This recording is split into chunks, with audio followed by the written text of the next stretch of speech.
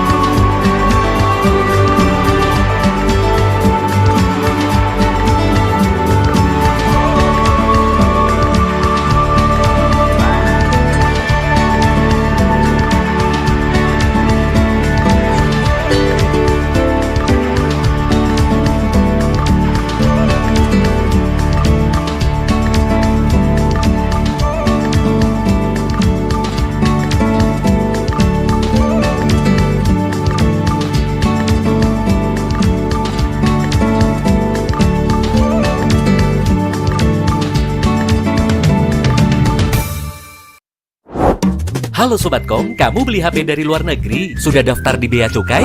Cek informasinya di beacukai.go.id/register email. Wah, HP kamu tiba-tiba tidak mendapat sinyal? Cek email kamu di email.kemenperin.go.id. Jika terdaftar tapi tetap gak dapat sinyal, hubungi customer service operator yang kalian gunakan.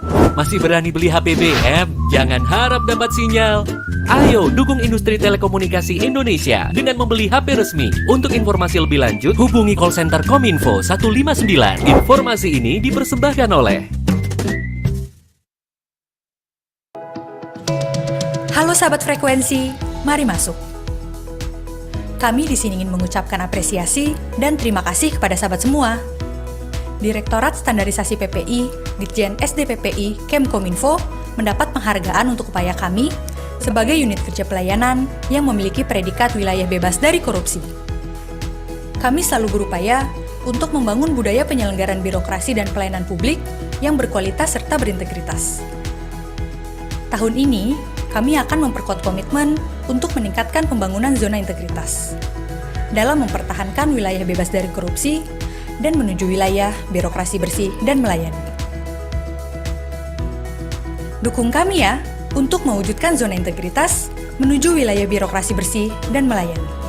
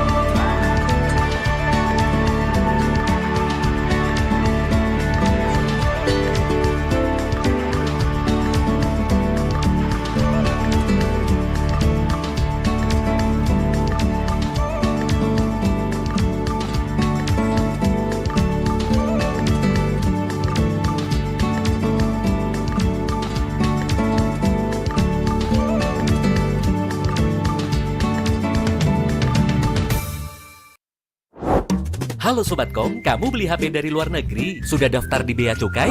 Cek informasinya di beacukai.go.id/register email. Wah, HP kamu tiba-tiba tidak mendapat sinyal? Cek email kamu di email.kemenperin.go.id. Jika terdaftar tapi tetap gak dapat sinyal, hubungi customer service operator yang kalian gunakan. Masih berani beli HP BM? Jangan harap dapat sinyal.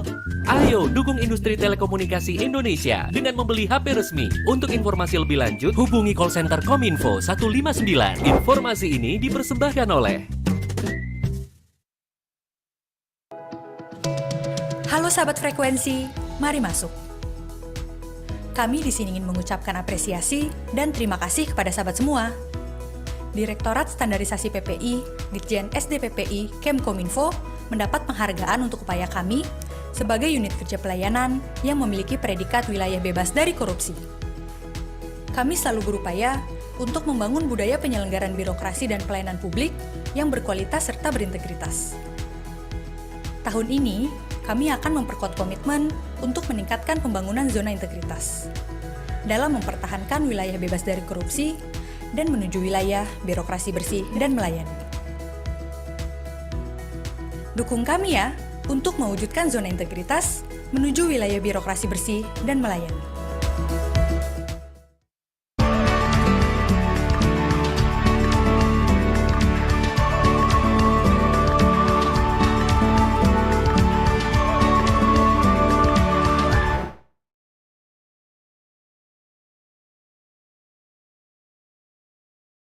Bismillahirrahmanirrahim.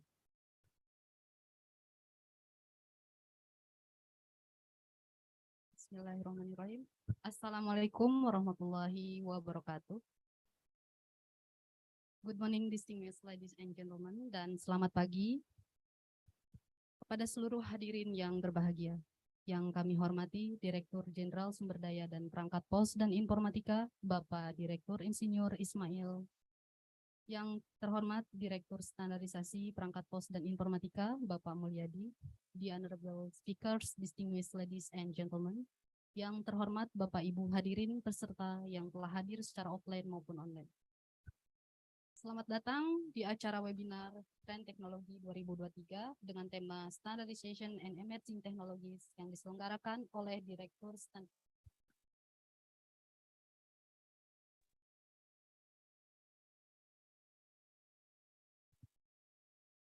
Selamat datang di acara webinar Tren Teknologi 2023 dengan tema Standardization and Emerging Technology yang diselenggarakan oleh Direktorat Standarisasi Perangkat Pos dan Informatika, Direktorat Jenderal Sumber Daya dan Perangkat Pos dan Informatika, Kementerian Komunikasi dan Informatika.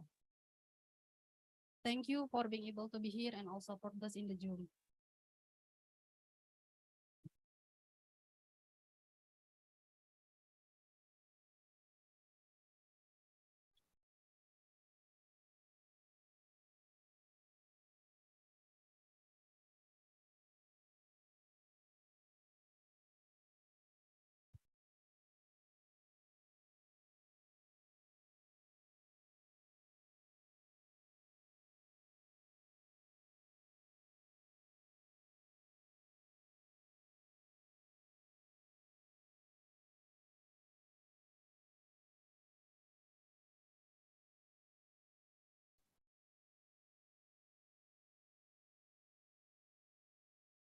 Cukup,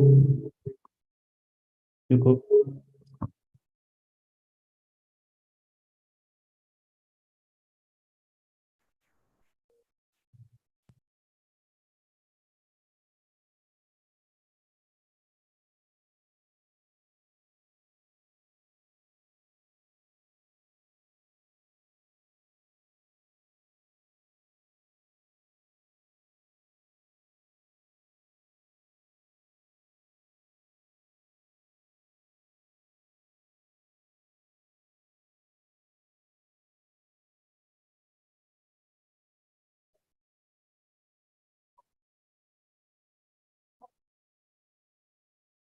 Mohon maaf.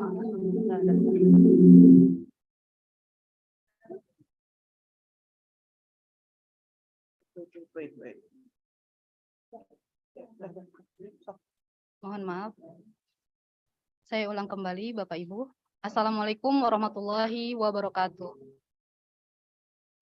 Good morning, distinguished ladies and gentlemen. Dan selamat pagi kepada seluruh hadirin yang berbahagia. Yang terhormat Direktur Jenderal Sumber Daya dan Perangkat Pos dan Informatika, Bapak Direktur Insinyur Ismail. Yang kami hormati Direktur Standarisasi Perangkat Pos dan Informatika, Bapak Mulyadi. The Honorable Speakers, distinguished guests, ladies and gentlemen. Yang terhormat Bapak Ibu hadirin peserta yang telah hadir secara offline maupun online. Selamat datang di acara webinar Tren Teknologi 2023 dengan tema Standardization and Emerging Technologies yang diselenggarakan oleh Direktorat Standarisasi Perangkat Pos dan Informatika, Direktorat Jenderal Sumber Daya dan Perangkat Pos dan Informatika, Kementerian Komunikasi dan Informatika.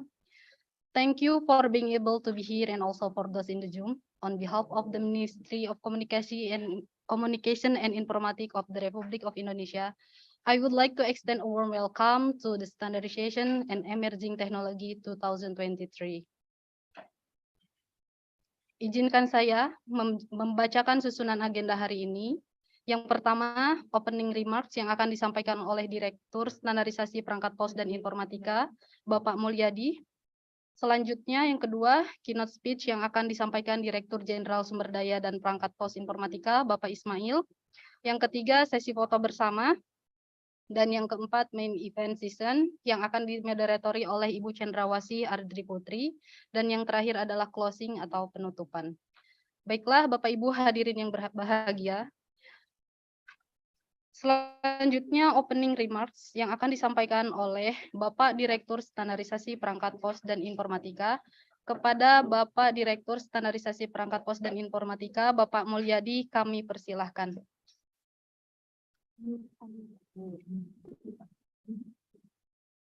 Terima kasih, Ibu Moderator. Distinguished Dr. Ismail, Director General of Resources Management and Equipment of Post and Informatics, speakers and participants of Standardization and Emerging Technologies webinar. Assalamualaikum warahmatullahi wabarakatuh. Good morning, peace be upon us all. First of all, I'd like to welcome you to the Standardization and Emerging Technologies webinar event held by the Directorate of Standardization of the Directorate General of Post Resources and Devices. This Standardization and Emerging Technologies webinar is an event held by the Directorate of Standardization in order to obtain information related to the latest technology from stakeholders and increase public knowledge about current technology developments. From this event, we can align the work program Directorate Standardization with the latest development in ICT technology.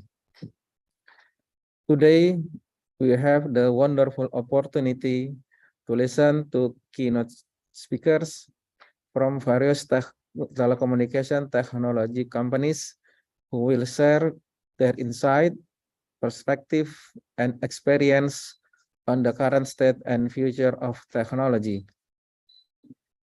We will provide valuable information on the most significant technology advancement, trends, and updates that will emerge.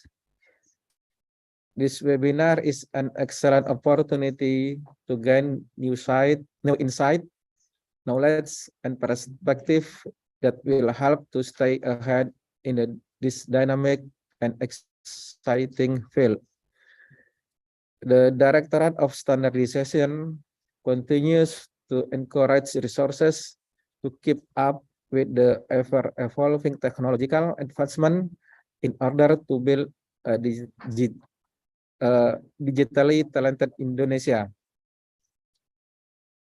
The speakers of today's webinar are as follows. Recent studies in ITU study groups represented by Mr. Amila Amunugama, ITU Project Officer for Asia and Pacific. Dr. Patrick C. from Qualcomm International, Mr. Muhammad Rosidi, Director of ICT Strategy and Business from Huawei Tech Investment, Mr. Banu Pribadi, Head of Part B2B Sales Engineering from Samsung Research Indonesia, Mr. Thomas Fidoretto, Regional Solution Architect from Ericsson, Mr. Terence McCabe, Chief Technology Officer of Nokia Asia Pacific and Japan. This webinar invites stakeholders from the national telecommunication sector and the public, including the domestic telecommunication industry, telecommunication equipment vendor, UPT Balai Monitoring, and academics, also public. Ultimately, this webinar aims to provide participants with a comprehensive understanding of the latest trends and updates in the world of technology. It will also equip them with knowledge and information on the tools needed to navigate the ever-changing technology landscape. Thus, the report on the activities of the Directorate of Standardization that we can convey on this occasion. Of course, if this activity needs to be held next year, and it all can only be achieved with good cooperation with all stakeholders. For that, we thank you for the excellent cooperation that has been established so far. Finally, I would like to thank to Dr. Ismail, to the speakers, and the participant, as well as to the committee and all those who have helped and worked hard for the implementation of this 2023 Technology Trend Webinar activity. I hope we all benefit from this event, and I give the floor to Dr. Ismail to give his keynote speech and open this webinar. Thank you. Assalamualaikum warahmatullahi wabarakatuh. Thank you for your opening remarks, Mr. Mulyadi. Terima kasih atas sambutannya. Selanjutnya, marilah kita menyimak keynote speech dari Direktur Jenderal Sumber Daya dan Perangkat Pos dan Informatika, Bapak Direktur Insinyur Ismail. Kepada Bapak Dirjen Waktu dan Jum, kami persilahkan.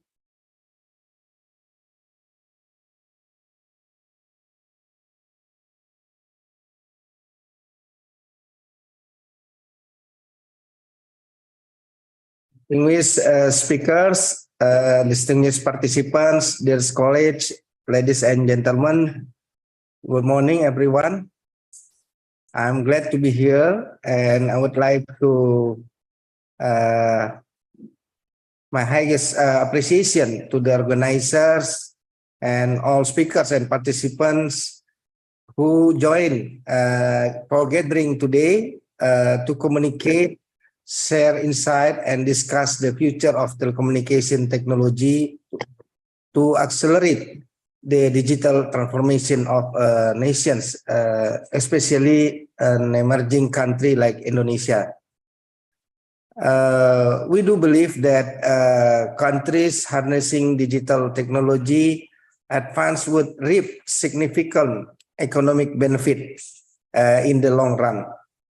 The government of Indonesia has launched a national digital transformation strategy, and simultaneously the pandemic of COVID-19 accelerates its progress. The significance of digitalization has once again been proven in times of crisis. We have entered an era where digital technology transformation has become inevitable and is being pushed forward. Digital transformation is no longer seen as a piece of economic development.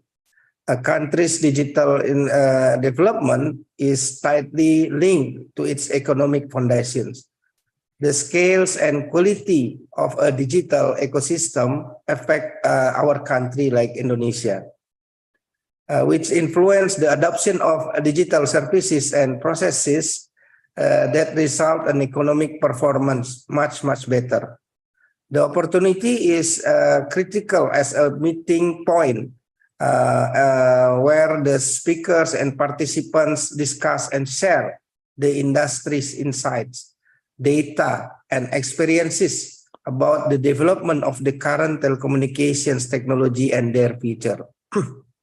Distinguished guests, ladies and gentlemen, the COVID-19 pandemic has accentuated how our world is rapidly changed, including the process of digital transformations. Telecommunications technology have demonstrated their ability to connect and transform society through the several technology, let's say 2G, 3G, 4G networks over the 30 years already. This technology has been built and success by delivering a platform that enhance existing services and enables new business and use cases in our country, in Indonesia. Indonesian government has initiated some affirmative policies and actions to encourage the accelerations of the 5G adoption in Indonesia. The implementation of 5G is expected to trigger a giant leap digital innovations in Indonesia. The opportunity for local industry to take part in 5G ecosystem is also widely open. After 5G, we are eager to know the next technology that will also become a game changer with far-reaching impacts on connectivity as the backbone of digital transformation and a key enabler of economic growth. Digitalizations and connectivity are already proudly effective equality of opportunity, access, and inclusions. The continuous development of new technologies such as 5G, 6G, and beyond will accelerate the adoptions and innovation of further digital technology to provide digital infrastructures, create a digital government, boost the digital economy, and improve our digital society. In this new technology development and deployment, close collaboration is essential by many elements, such as government, industry, and academia. While the government formulates regulations and policies to ensure the efficient implementation of new technology, industry is expected to deliver the technology that can benefit the nation most. We are also looking for academia to deliver research which can be input for the government to formulate regulations and be input for the industry to develop the technology to be implemented. We are looking forward to constructive collaborations between all stakeholders. As we aware in this together, I can all stakeholders to collaborate. I call upon and work together to develop and deploy new telecommunication technology. This is the event which will mobilize partnership, refocus, and connecting the unconnected and shape the digital future in the post-COVID-19. Once again, I would like to deliver my congratulations for this event. I would like to hear from all of you, especially from the speakers.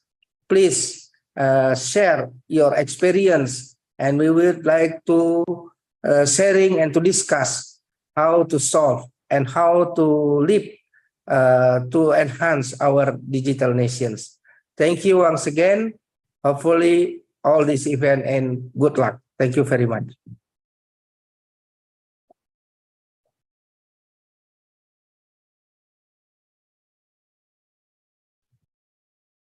Thank you, Mr. Ismail, for your insightful and informative speech. Terima kasih Bapak Ismail atas sambutannya dan sekaligus membuka acara webinar pada pagi hari ini. Distinguished ladies and gentlemen, Bapak Ibu hadirin yang kami hormati, before discussion begins, we are going to have a group photo opportunity. Now we will move on to the photo session. I kindly ask all attendees to turn on the camera, as we will be taking a group photo. Sebelum acara diskusi dimulai, kita akan melakukan foto bersama. Kepada Bapak Ibu hadirin yang kami hormati, dimohon untuk menyalakan kamera. Kepada panitia, dimohon untuk mengambil gambar. 1, 2, 3. 1, 2, 3.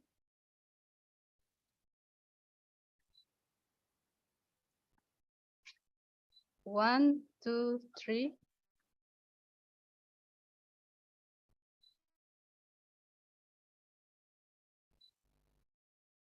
Enough. Thank you for your cooperation. Terima kasih. Distinguished ladies and gentlemen, without any further ado, next we will proceed to the main event session, which will be moderated by Ms. Cendrawasih Adri Putri, Ms. Chandrawalsi Adriputri, the time is yours. Thank you. Good afternoon, ladies and gentlemen. Allow me to introduce myself. My name is Chandra. I will be the moderator for our discussion today. Since this webinar some of the speakers speaks English, so I will conduct this discussion in two languages, Indonesian and English. First of all, I would like to introduce all of our speakers. We have six distinguished speakers today in our webinar. First, we have Mr. Amila Amunugama from ITU, and then we have Dr. Patrick Si from Qualcomm, and then we have Bapak Muhammad Rosidi from Huawei. The next is Bapak Banu Ahwan Pribadi from Samsung, and then Mr. Thomas Fidorecto from Ericsson, and Mr. Terence McCabe from Nokia. Each speaker will be given 25 minutes to give their presentation, and then at the last session we will open Q&A session to answer the question from participants. To all participants, if you have any question for the speakers, please write your question in the chat box of your Zoom, and at the end of the session we will read and answer and discuss your question. Selamat pagi Bapak Ibu, selamat datang di webinar kami dengan judul Standardization dan Emerging Technology Webinar. Hari ini kita akan mendengarkan presentasi dari 6 pembicara dari berbagai stakeholders teknologi telekomunikasi. Diskusi ini kami akan bawakan dalam 2 bahasa, yaitu bahasa Inggris dan bahasa Indonesia. Setiap presenter akan kami berikan waktu sekitar 25 menit untuk memberikan presentasinya, kemudian nanti di akhir sesi kami akan membuka sesi tanya-jawab. Bagi Bapak Ibu peserta webinar yang ingin memberikan pertanyaan dapat menuliskan pertanyaan tersebut di kolom chat Zoom. Nanti kami akan compile dan kami jawab dan didiskusikan di akhir sesi. Demikian Bapak Ibu. So first I would like to welcome our first speaker to give his presentation. First of all, I would like to introduce our speaker. The first speaker is Mr. Amila Amunugama. He is the project officer enhancing resilient ICT infrastructure in Asia Pacific of ITU. He's been working in several companies in the telecom industry. Mr. Amila Amunugama, the floor is yours.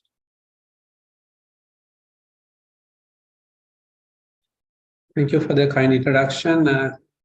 Could you please share the screen slides?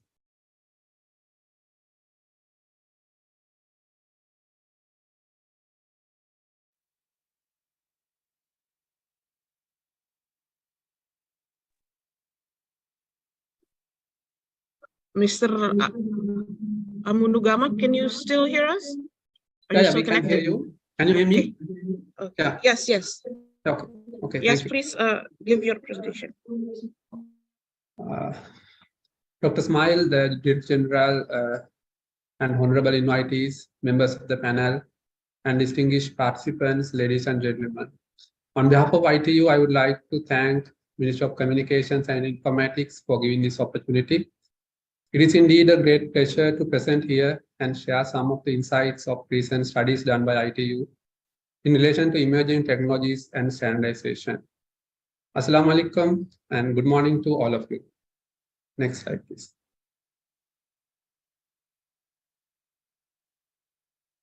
Today, I'll be talking about technology trends with special reference to artificial intelligence, big data, and 5G wireless transformation, and the applications when we look at the digital transformation in broader perspective. I'll be also sharing some of the ITU's contribution to the industry, standardization in particular, and activities carried out in the region, Asia, and the Pacific. Next slide. As you can see in this mapping, out of 14 technology trends, and we when analyze based on the innovation, interest, investment, and adoption, applied AI is recorded the highest innovation level, while clean energy do the most interest and investment. In this, the innovation score combines patent and research, while patent score is based on number of patent filings. Research score is based on measure of research publications. The interest score combines news and web searches. The news score is based on news publications, and searches are based on measure of number of search queries in the web. The size of the circle represents the investment, and color denotes the adoption. As you can see, sitting next to AI is the advanced connectivity in terms of innovation, and cloud and edge computing stands adoption and innovation along with the AI. So if you move on to the next slide. When we review the relevance and association of these new tech trends along with the key industry segments, based on the qualitative study, we can see that most of the industries are having at least 5 reasonable association with technology trends. We can also see that applied AI is showing a significant relevance across all industry segments. These industries such as aerospace, defense, healthcare, information technology, financial services, retail and telecommunication are the dominant industries that are associated with new technology trends such as AI and advanced technology. Therefore, the focus is given today with AI, advanced technology, and big data applications. Next slide, please. So when we talk about the whole AI ecosystem, it is transforming the human lives and the cities. If you take AI applications at cities, the enormous number of data which can captured by elements using IoT connected to AI applications that can be also used to policy making and various other activities related to public services. Moving on. Next slide, please. When we analyze the economic contribution towards AI industry, as you can see here, the number of economic contribution, there are millions of trillions of dollars being invested through AI ecosystem. We estimate 15.7 trillion US dollars by 2030. More significantly, 26% of GDP from China, and nearly 10% of the GDP of rest of the developed Asia is going to be at least have some association with artificial intelligence. Therefore, it is very much relevant all of the stakeholders to understand how AI is used as responsible AI, which is reflective in the way of it is used, ensuring the well-being of humans. Next slide, please. You need to consider ethical aspect of the use of AI for automation and data-driven decision-making, many more functionalities. The first global instruments on the ethics of AI is adopted by UNESCO during 2021. This instrument strongly covers the need of recognizing and promoting the human rights in the global AI practice. It could be either symbolic AI, which is a predefined logics done by the human intervention, or statistical methods such as supervised AI or unsupervised learning or reinforcement learning or deep learning. It is a collaborative responsibility of all the stakeholders to understand and ensure no one is left behind, no discrimination, and fairness is assured when AI applications are developed for human-centered applications. Therefore, internationally recognized instruments having best practices and recommendations of these developments are needed to be adapted within the local context. That is the key ITU recommendation in terms of AI applications and AI ecosystem in the human-centered applications. Next slide. When you go into the big data applications, the big data together with AI can change the whole development paradigm. The quantity of data produced in the world rapidly increasing for an estimated 175 zettabytes by 2025 from 2018 value of 33 zettabytes. Artificial intelligence as a technology is continuously expanding, so it is challenging to define what AI is as a whole. So AI is often used as an umbrella term to cover a range of different types and technical subcategories when connecting with big data.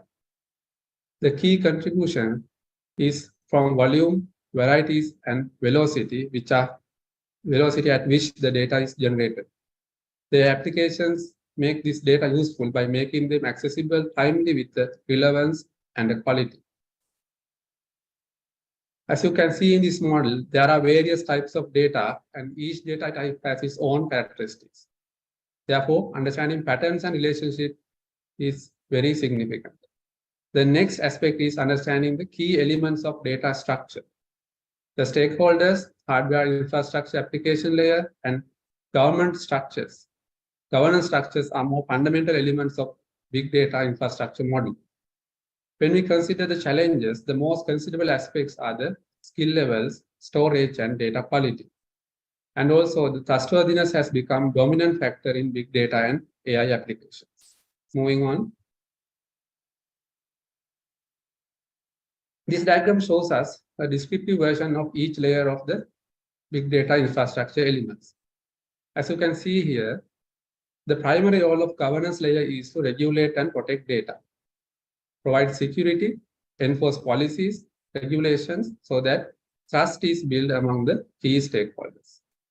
If I go a little more into details, data suppliers produce and supply data. Data collectors collect, store data, and monetize. Data brokers aggregate, store, and transform data, monetize the data as well. And also, big data users value, store data, and monetize through various applications. The big data devices help generating data, and hardware layer supports storage and processing. The software layer generates insights to cover into useful knowledge supporting human decision making and automation. Moving on. I2 has formulated various recommendations to each of these events. For example, I2T recommendation on study group I2TY supplement 69. It is on data management. This supplement provides web-based data model for Internet of Things and smart city systems and services. As we can see in this, it covers the detailed guideline for conceptual, logical, and physical data management by giving definitions, formats, and how to structure the data sets. Next slide. The next emerging technology is advanced connectivity. In connectivity realm, the fixed connectivity, which is optical fiber, and the mobile connectivity such as 5G cellular are rapidly growing in their respective markets, depending on the application requirements. The latest AI and big data applications need low latency, faster data throughput, improved geographical area, and effective use of frequency spectrum. The 5G transformation is therefore rapidly growing in the market, enabling digital transformation process. Next slide. Moving on to the 5G transformation standards, ITU recommends international regulations and standards enabling 5G networks are secure, interoperable, and that can operate without causing or receiving any harmful interferences. These globally acceptable standards set by ITU supports regulators, service providers, and other stakeholders on the management of radio spectrum and fast adoption of cloud services, ITU services, and machine-to-machine communications, which enables connectivity pillar of digital transformation and AI ecosystem. Next slide. Let's now see how 5G can and advanced technology with AI-powered tools and IoT devices could develop smart cities. As you can see here, the unconnected vertical silos of each utility service can be seamlessly integrated using ICT technologies. Energy, telecommunication, water, transport, health, financial services, policy, waste management, environmental services, and any other social services, all are being integrated into one collaborative platform using advanced digital technologies. However, while doing so, ITU recommends each of us to follow international best practices and recommendations developed by ITU with collaboration of members and partners. Moving on. For example, this is about ITU's Smart Village and Smart Island program. As you can see in this, from one end, we promote the whole of government approach in digital transformation with ICT building blocks connected. And from the other end, multi-sector collaboration is encouraged with partnerships to better serve communities through e-health, education, e-agriculture, e-governance, disaster management, and digital finance. The smart city or smart city and smart island ecosystem is powered by big data, advanced connectivity, and artificial intelligence.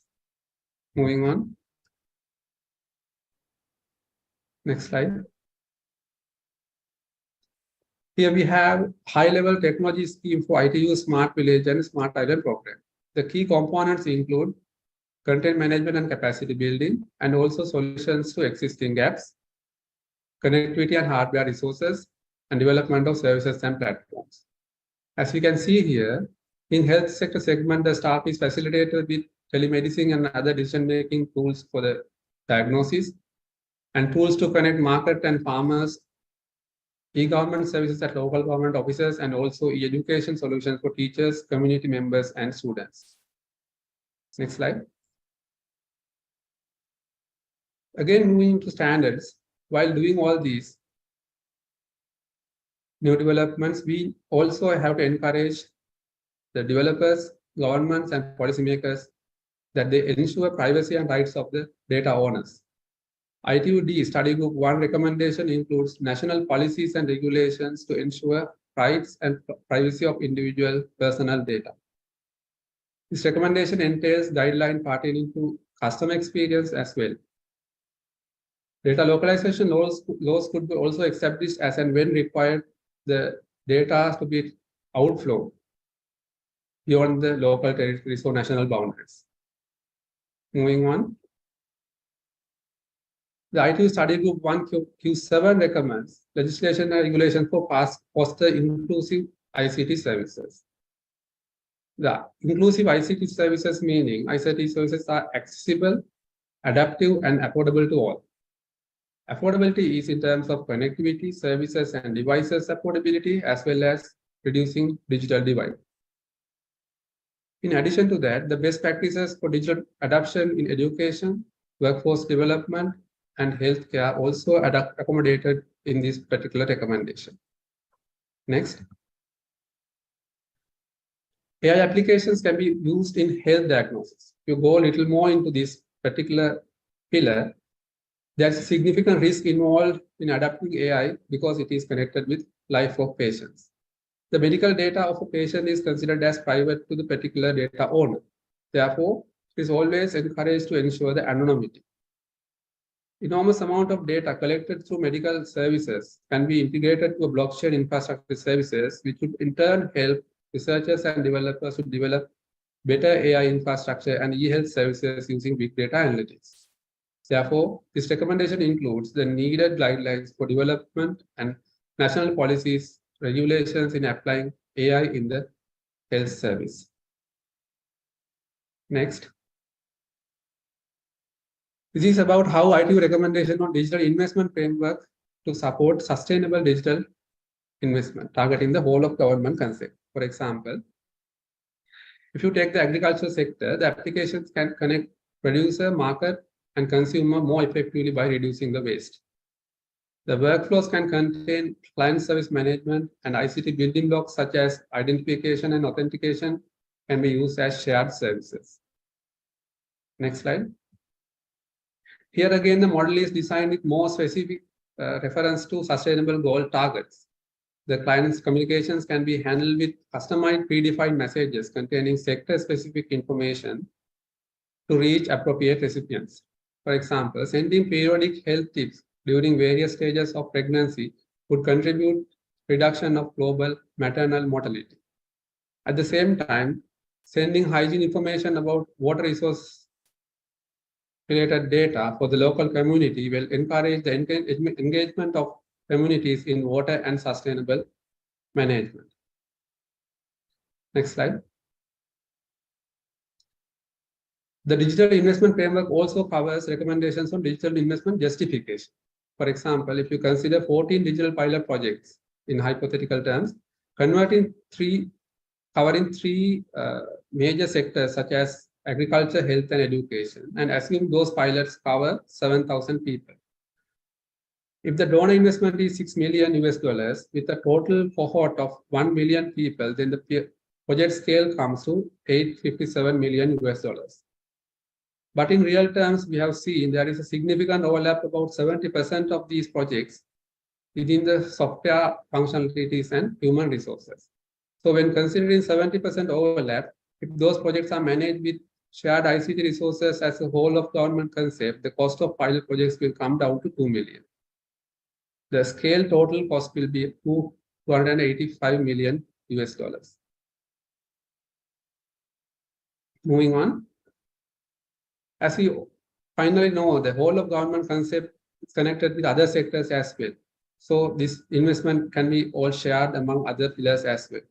Then finally, this particular donor investment can be minimized further, covering the all segments and all population of the country. Moving on. Now I'll be sharing some of the ITU's activity in the region. When you talk about ICT services, the resilience is very important. With the help of Japan, ITU conducts multiple activities developing national emergency telecommunication plans, ICT resilience gap analysis, and developing early warning systems in the region. As you can see in this graph, there are multiple countries with higher vulnerability index and higher exposure to disasters. Therefore, ITU involved providing necessary recommendations covering application of ICT at all stages of natural disasters, mitigation, preparation, response, and recovery. Moving on. Child online protection is another policy area where we are working on. ITU has initiated new set of guidelines targeting policymakers, industry leaders, parents and educators, and also the children. There are online education tools and videos such as Sango video episodes, specially designed to educate children about how the safe use of internet. Moving on. During 2021-22 period, ITU engaged critically on AI applications to reduce biases, especially in terms of gender and social terms. These are some of the events that ITU conducted during 2021-2022. Moving on. These are some of the activities that are in line from this year until 2025. These areas cover the needs of least developed countries and small island developing countries, and harness ICT inclusivity in digital services, bridging the digital divide, supporting accelerating digital transformation of the countries, and develop resilient ICT infrastructure in the region. Last slide. In overall, ITU recommends the governments to administrate and follow whole of government concept using all the building blocks that we have shown here. This will facilitate different sectors of the government to run their respective e-government applications without need of pre-design, testing, operating the underlying software and infrastructure. These building blocks include adaptive e-services facilitated by service-oriented architecture, mediation middleware such as API gateways, common application blocks, fundamental blocks with survey, authentication, and privacy, and also common infrastructure such as data centers and cloud hosting services. Therefore, we overall recommend all the government, administrators, and the regulators, the vendors, and all stakeholders to holistically approach the whole of government concept when you are transforming the infrastructure into digital domains. Last slide. With that, I conclude my presentation, and thank you for your patience listening.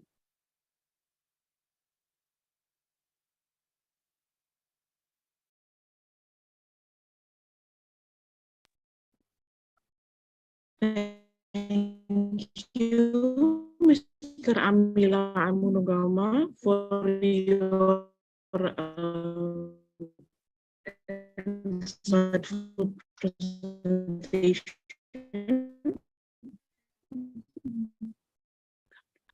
If I may summarize a little bit of your presentation. So from Mr. Aminugama, we can can see the recent activities and studies of ITU, not only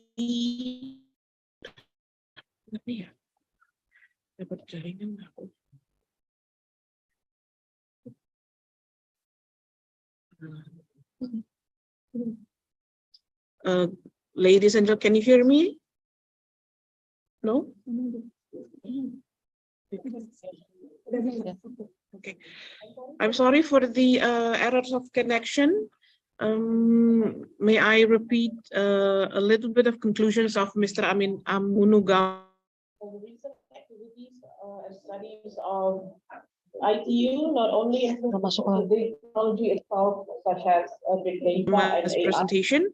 So the recent ITU also have programs regarding smart sustainable cities, smart island, e-health, and also including consumer data protection and child protections and the use cases of technology that support SDGs. Thank you, Mr. Aminugama. Now we can move on to the next presenter. The next presenter we have Dr. Patrick C. He's the Senior Director of Technical Marketing of Qualcomm International. Dr. Patrick, can you hear me? Yes, I can. Can you hear me well? Yes. Okay. Dr. Patrick, the floor is yours. Thank you.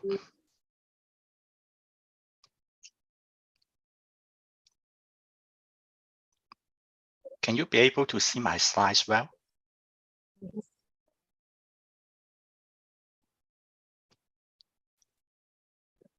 Can you be able to see my slides? Yes, yes. Okay, all right, okay. Thank you. Thank you, Sandra. Good morning, everyone. Let me introduce myself first. I'm Patrick C. I support the technical and the product marketing for Qualcomm for Southeast Asia regions. Today, it is a pleasure for inviting Qualcomm in order to attend this trend technology webinar so that we can be able to share our Qualcomm chipset technologies with the innovation for the next 25 minutes. So for Qualcomm, you may note for Qualcomm, we are the leader for the mobile innovations, I would say is including the wireless technology innovation for the last 35 years. So we start with to digitize the mobile communications, starting from the analog to digital, and then help to redefine all the handheld solutions into the smartphone and desktop on this kind of the form factor. And if you see for the next last few years on it, with the 5G is being in market on it, it also have a lot of the digital transformations for the industry in order to use the 5G to connect not just for the people and also to connect all the devices together. So for Qualcomm point of view, our technologies are being addressed for a lot of the new opportunities. Our technology is not only limited on the connectivity on this portion. Of course, you can see we have all those kinds of innovations in order to support the cellular technology, including all the 4G and 5G, also with the Wi-Fi, Bluetooth, and also all those kinds of the RF connectivity as well, including the RF front end on all those kinds of the solution. But connectivity is not the only technologies in order we are being involved and developed, especially if you look at for the 5G on it, the previous speaker already mentioned about it also include a lot of the things like AI on all the things together.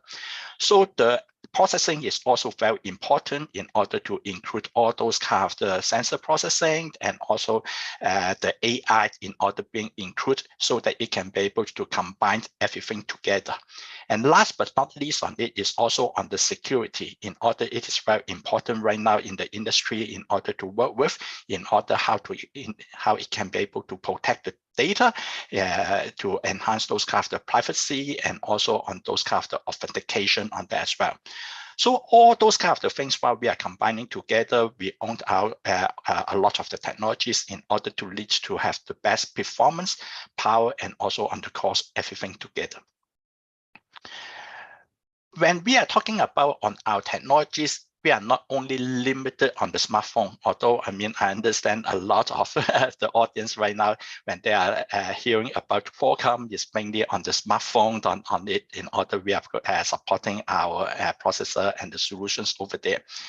Our technologies also bring a lot of the new verticals on it. And today I would like to share a few of our platform in order to cover for a few verticals in the industry on it, including the always-on PC solutions, the metaverse for the AR and the VR glass on it, the fiber, wireless fiber for the FWA, fixed wireless access solutions, and also for those industrial IoT on those kind of things. Those kind of the platforms are all including all the connectivity and also need to have the AI and also security, everything combined together in order to offer the full set of the solutions. First of all, let's take a look on the connectivity side while we are talking about on the 5G. What's the standard is being there and what will be going afterwards on that. Today, if you look at them in the market on it, on the 3GPP standard for the 5G on it, is starting from the release 15 and the 16, in which a lot of the product right now in the market are being based on these two release of the solution. Release 15 is a bit more based, is the enhanced mobile broadband solutions on it, is a foundations in order to support on the 5G. Also, of course, adding all those kind of the frequency together, including the sub-6 and also the millimeter wave, all those kind of the basic features over there. And then after that, if you are looking for the recent standard in order is being coming out by last year on it for the release 17, then a lot of the new verticals and use case in order they are adding on top of it, including on this kind of the CV2X, the connect to all those kind of the vehicles to everything on those kind of the solution on the side link on it. We also have a lot of the IoT-based solutions, broadcast solution, the 5G broadcast. There are a lot of the new verticals in order they are being added on, the features being supported starting on the release 17 and the beyond. And after that, starting from the release 18, in order it is expected the release will be coming out by the Q1 of next year timeline. And then release 18, 19, and 20, we are claimed it as is a 5G advanced. In order it is like a long-term evolution in order they can be able to add more vertical features over there and also to have a lot of enhancement in order to improve on the performance over there. So let's zoom a little bit more detail on the release 17 and 18 in which they are just start in the standard, and the release 18 it is coming by early next year timeline. A lot of the new features are being there. For example, there are some kind of the enhancement on the mobility and also on the performance, including those kind of the downlink and uplink MIMO. Also, there are some good features in which I will mention a little bit more on it is the NR Lite, the reduced capability, so it can be able to support more on the 5G IoT on those kind of the solutions. Also, they have the non-terrestrial network in order to support also on the satellite service on that as well. Going for the release 18 on it, then you can be able to see there are more enhanced mobility features over there. For example, those kind of the full dual pass MIMO on it, and also a lot of the new vertical features in order it can be able to support. For example, say for those kind of the extended reality on the XR on it. And also, I mean, it start in order to use more on the AI and the machine learning in order for the data-driven design on it. So there are a lot of the new features coming from the release 17 and the 18 on it in order it can be able to provide more vertical support in the market in order going for the 5G digital transformations. And based on this, in Qualcomm point of view, we fully committed and support all those kind of the growth on and also the evolution on the 5G on it. And recently, we announced on our new modem platform called the X75, the Snapdragon X75 as a solution. In order, this is the world first in order to support the 5G advanced ready solution. So that means that it is release 18 ready on it, especially while we are working on is on the architecture on it. So our architecture is being ready in order to support the release 18, in order it is being standardized by early next year timeline. On top of it, we also have a very strong AI processing functions on the X75 solution, in which it is being managed for all those kind of the AI functionalities on it. And also we are converged on the millimeter wave and on the sub-6 transceiver together in order to improve on the battery life and also reduce on those kind of the form factor. So our solutions can be able to, on our X75 solutions can be able to support definitely all the 5G bands on it, including the sub-6 and also on the millimeter wave band. And also we can be able to support the satellite communications as well in the chipset solutions. On that, I would like to share a little bit more on what kind of the modem features in which it is being enhanced on our X75 solutions on it. There are a few first in order it is coming in the market on it. When we are talking on the sub-6 on it, we can be able to start in order to support up to 5 NR carriers. So up to 5 5G carriers in order they are combining in the downlink. So it can be able to enhance those kind of the throughput rate with a few gigabits per second on those kind of the solutions. Also, we support on the downlink side, we also support the 1024K QAM solution. This is another enhancement in order it can be able to increase the throughput rate on the downlink side.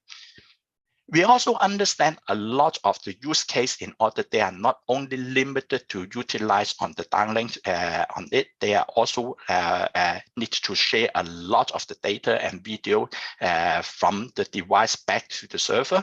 And this requires a very high throughput rate on the uplink on that as well. So on top of it, on the uplink side, we also have a lot of enhancement on the sub-6 carriers on it in order we can be able to support the uplink carrier aggregation, the FDD plus FDD and FDD plus TDD on those carrier aggregations. And also on the FDD uplink side, we also support the MIMO as well, to the 2x2 MIMOs on it. So it can be able to enhance the uplink performance on the sub-6 carrier as well. Going on the millimeter wave side on it, we can be able to support 10 components of the carrier aggregations on the millimeter wave on it in order to drive the high throughput rate. And also we can be able to support the standalone mode on the millimeter wave on that as well. We also can be able to manage all the 10 carriers with the 256 QAM on that as well. So there are lots of the features in which we are enhancing in the X75 on the platforms in order to improve the performance and also on those kind of the throughput rate. At the same time, on the 5G, a lot of the application, they also have a lot of concern is on the battery life and also on the power efficiency, because a lot of it, they may not be able to connect as an AC on it. They, for example, say for those kind of the wearables. So power efficiency is very important. And we also support new power safe generation 4 solutions in order it can be able to improve the power efficiency on that as well. So on our X75 platform, in the band, the spectrum band point of view, we also support all the global 5G band over there, starting from the low band on the 600 megahertz up to in the millimeter wave for over the 40 gigahertz on this kind of the bandwidth. So the full set of the low, mid, and the high band can be able to support under our X75 platforms. Also, under our X75 platform, we are converged the millimeter wave and the sub-6 on the transceiver side on it, in order it can be able to simplify the interface on the design. So what's the advantage on that is it can be able to reduce the PCB, the size of the PCB around 25%, and it can be able to save around 20% of the power consumptions on it. And on the EBOM on it, on the component, it can be able to save around 40%. So this kind of the architecture solution will be able to help in order it can be able to have a better power efficiency. At the same time, it can be able to reduce on the cost on that as well. So on this kind of the solutions in the market, while we are talking about 5G, apart from the smartphone on it, definitely we can see there's a good use case in order it is being generated up is on the fixed wireless access solution. Talking about is on the wireless fiber solutions on it. If you look at the market on it, there are big opportunities in order, especially when we are looking for the Indonesia on this on this market on it. A lot of the household and also the user in which they still haven't had a fiber in order it is being connected at the home, and the wireless access solution definitely is a good opportunities for them in order they can be able to have the home internet, the broadband internet at the home. So this is a well good solutions in which it can be able to offer in the market, and based on it, for Qualcomm point of view, we also have a suite on it because it's a 5G fixed wireless access platform in order not just provide the modem solution, and we also add a lot of the software and also the integration with the Wi-Fi on that together in order to provide a full set of the solution in the market. So the vendors can be able to easily develop the CPE on those kind of the solution in order to offer the fixed wireless access access point to the market. On those, you can be able to see a lot of the solutions in which we are adding on. For example, is some kind of the dynamic antenna steering on those kind of the things, so that it can be able to easily for the user in order to install the CPE inside the home on it. We have an integration with the Wi-Fi 7 on it, because if you look at right now for the X75, it has a well high throughput rate on the cellular on it. So for those kind of the CPE, definitely we need to pair with, on the Wi-Fi on it, so it can be able to have the well good Wi-Fi at the home. So we have a tri-band Wi-Fi 7 in which it can be able to support, and also it can be able to extend the coverage on both sub-6 and on the millimeter wave on both sides. On that, for the last 2 years in the market on it, it always have some concern on the millimeter wave portion of the spectrum in order it cannot be able to serve a very long distance. The coverage wise will have some limitation based on the radio characteristics on it. For Qualcomm on it, we also have the solution in which I just mentioned about is on the extended cell range. So we do a lot of the studies and also the result on it for the last 2 years on it, and it can be able to see, in a lot of market on it, even up to 10 to 11 kilometers on the radius on it using the millimeter wave solutions under the 26 or 28 gigahertz on this kind of the spectrum. It can still be able to offer close to gigabit per second on this kind of the throughput. And I understand for Indonesia on it, it also has some operators working together with us in order it already demonstrates this kind of the high throughput rate in the market as well. On that one on it, of course, while we are talking about the extended cell range on the CPE solutions, another thing in it is very important to pair with on the 5G on that is on the Wi-Fi. So in the standardization point of view, today you can be able to see Wi-Fi 6 and Wi-Fi 6E is already in the market, and Wi-Fi 7 in which it is also coming to standardize by this year as well. And the pre-standardized version is already launched in the market. So in Qualcomm point of view, we also have a full set of the Wi-Fi 7 solution in the market in order it can be able to pair with all the 5G modems together, so that it can be able to offer a full set of the connectivity solutions in the market. And one of our set of the platforms on the Wi-Fi, on the router on that is our Networking Pro series on it in order to support the Wi-Fi 7. Our peak physical rates can be able to go up to 33 gigabits per second on it, and the capacity per channel in which we can be able to manage, we can be able to up to 500 plus users in order it can be able to support. On the other side, on the Wi-Fi 7, apart from the router, we also have a support on our smartphone on there as well. So we have our chipset platform called the Fast Connect platform. The first one in order to support the Wi-Fi 7 is our 7800 series on it. In order it is being supported on our current Snapdragon platform, the 8th generation 2 solutions on it, in order to pair with this platform in which it can be able to offer the Wi-Fi 7 as a solution. On the Wi-Fi 7, a few key things on it in which you can be able to see on it is on the modulations, it can be able to support the 4K QAM on it, and also it can be able to support the high band simultaneous multiple link. One of the things in which it needs in order to focus on it is also on the bandwidth in order the channels in which it can be able to support, because on the Wi-Fi 7 on it, it support not only on the 2.4 and also for the 5 gigahertz, and also it support the 6 gigahertz on that as well. And the channel bandwidth can be able to support will be up to 320 megahertz on this kind of the bandwidth, while we are going for the 6 gigahertz on it, and on the 5 gigahertz, it can be able to support up to 240 megahertz. So for Indonesia point of view, I believe that it should be able to consider in order to open more bandwidth on the 5 gigahertz or those in order, I mean, it can have higher bandwidth in order to support whatever we are talking about on the indoor and other on the outdoor deployment on it.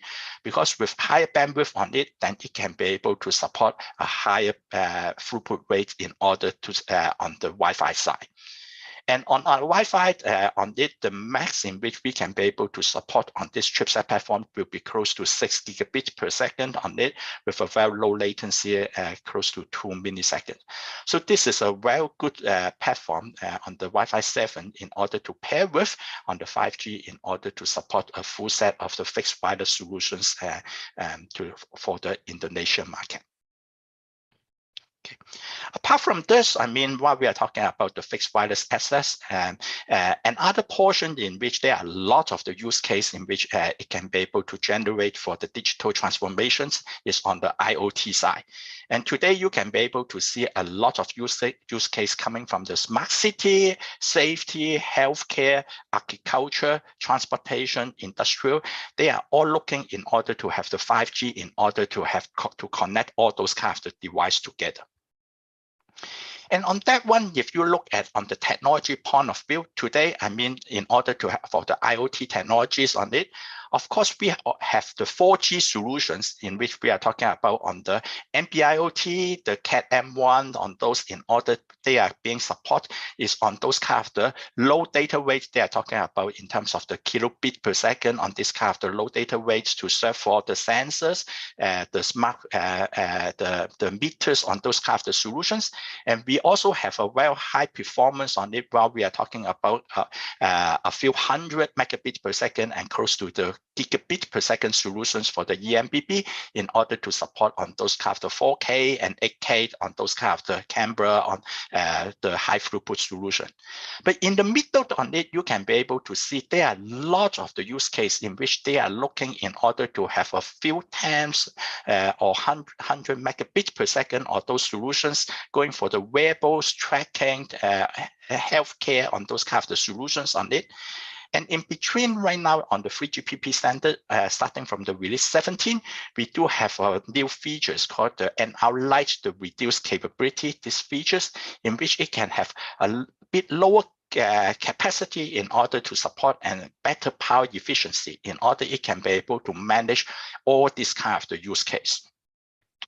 So the use case in which we are looking in order for the NR Lite solutions on it is, for example, on the broadband, the wireless broadband solution for the mass tier broadband, in order they are talking about they want to have a few tens of the megabits per second on this kind of the throughput rate. Also on those kind of the industrial, a lot of sensor in which they need to have a very low latency for the 5G with a standalone mode on it. And also on the consumer product, on those wearables, the healthcare.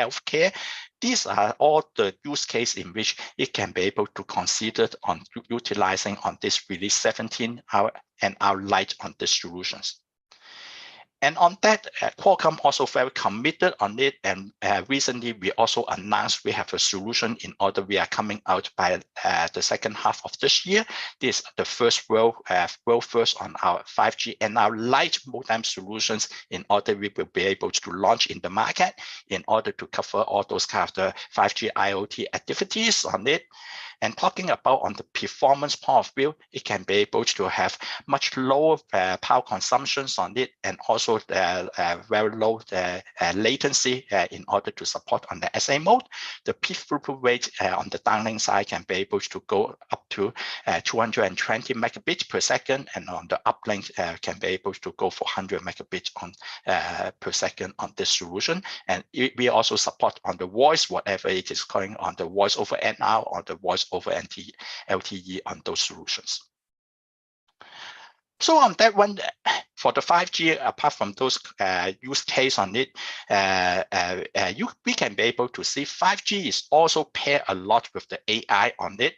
A lot of the AI functions right now, it is not, it needs to, in order to manage either on the edge cloud or on device side on it, in order it needs very low latency, and also it can be able to manage better while utilizing on the 5G as a connected intelligent edge. And Metaverse is one of the key use case in order it will use the AI on it, especially talking about the AR glass on this kind of the solution in which it is a very hot topic right now in the market. And on that one, Qualcomm is also well committed on the XR industry on it. We have a few pillars on that in order to support. The first one is on the technology innovations. We have a few platforms in order we are being dedicated in order to support the AR and the VR use case. We have the XR1, XR2 on this kind of the platform. And also we offer a lot of the software and algorithms on this kind of the platform in order to support, especially talking about those kind of the tracking solutions and also the 6 staff of those kind of the solutions on that as well. On top of it, we also have a lot of partners in order to help us to do some reference design.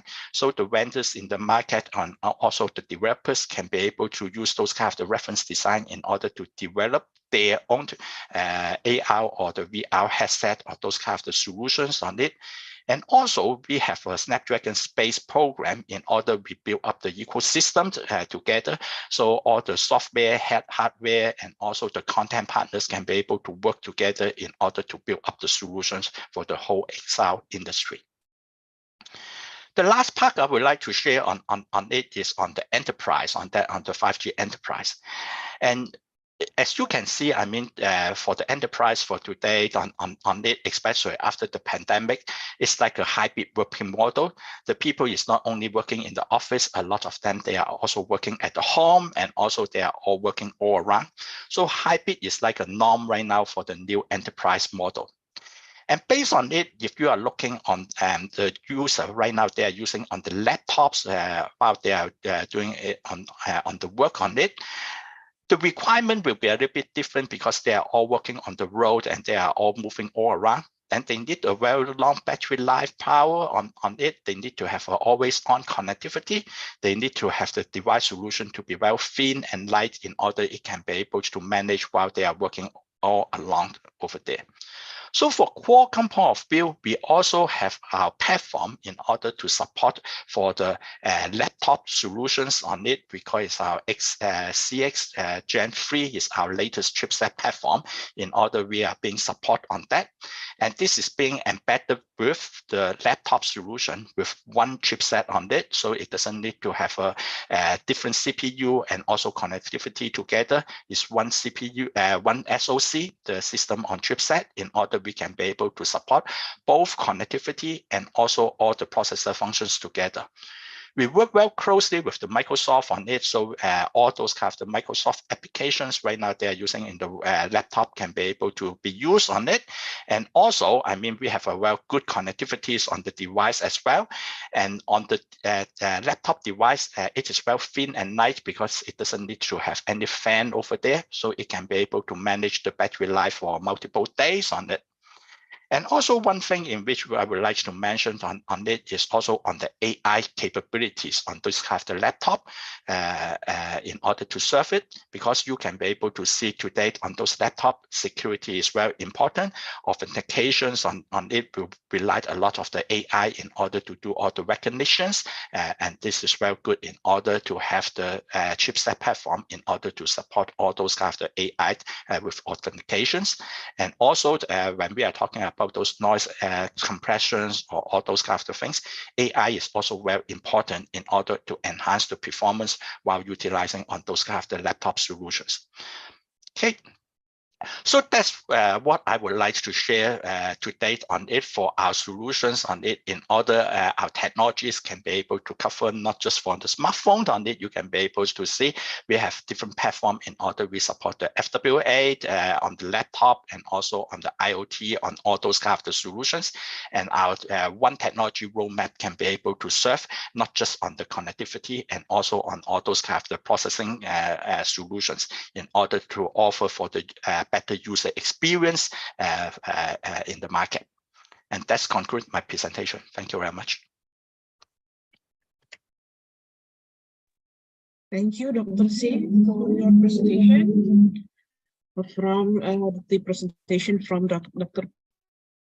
Patrick C, we can see that Qualcomm is rapidly developing the next generations of 5G, including several other technologies, such as we can see, we can expect to have Wi-Fi 7 in the upcoming future.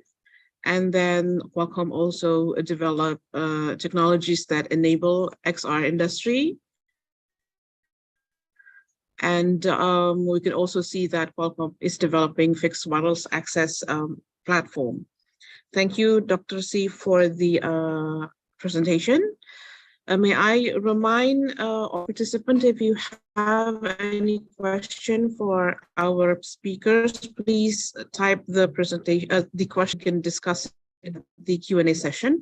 Bapak Ibu, mohon kami ingin mengingatkan kembali apabila Bapak Ibu mempunyai pertanyaan kepada narasumber-narasumber kami, silahkan pertanyaan tersebut diketik di chat box Zoom. Nanti di sesi tanya jawab kami akan diskusikan jawaban dari pertanyaan-pertanyaan Bapak Ibu. Pertanyaan tersebut dapat dalam bahasa Indonesia atau bahasa Inggris. Apabila pembicara yang berbahasa Inggris, kami akan bantu nanti untuk translate dalam bahasa Inggris. Terima kasih. And after this, I would like to welcome our next speaker from Huawei. Selamat pagi, Bapak Muhammad Rosidi, yang hari ini bisa hadir bersama kami di sini. Sebelum memulai presentasi, dapat kami sampaikan dulu sedikit introduction mengenai Bapak Rosidi. Bapak Muhammad Rosidi adalah Director ICT Strategy and Business dari PT Huawei Tech Investment, yang Bapak Rosidi telah bekerja di Huawei sejak 2012, yang beliau merupakan lulusan dari Universitas Prasetya Mulia. Kepada Bapak Rosidi, dipersilahkan untuk menyampaikan presentasi. Okay, thank you very much. Actually, I try to speak in Bahasa and English. Where I'm trying to see on my slide.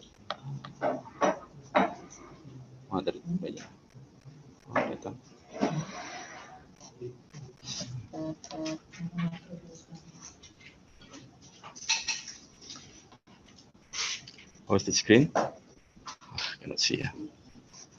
Sebentar. I'm trying to start again.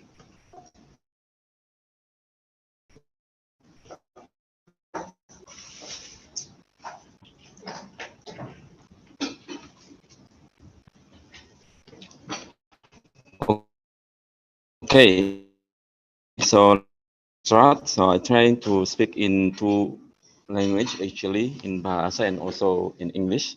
So thank you for the session with all of us. And then it's very good opportunity to us to share regarding the standardization and emerging technology. So in the next followings of our presentation, there are mainly three of these material. So actually, first regarding,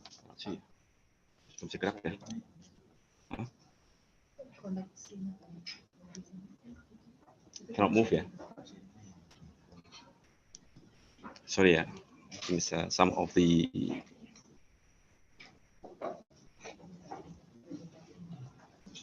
sorry. Ini kan? Huh? Sorry, I think something wrong with this. And then how to move?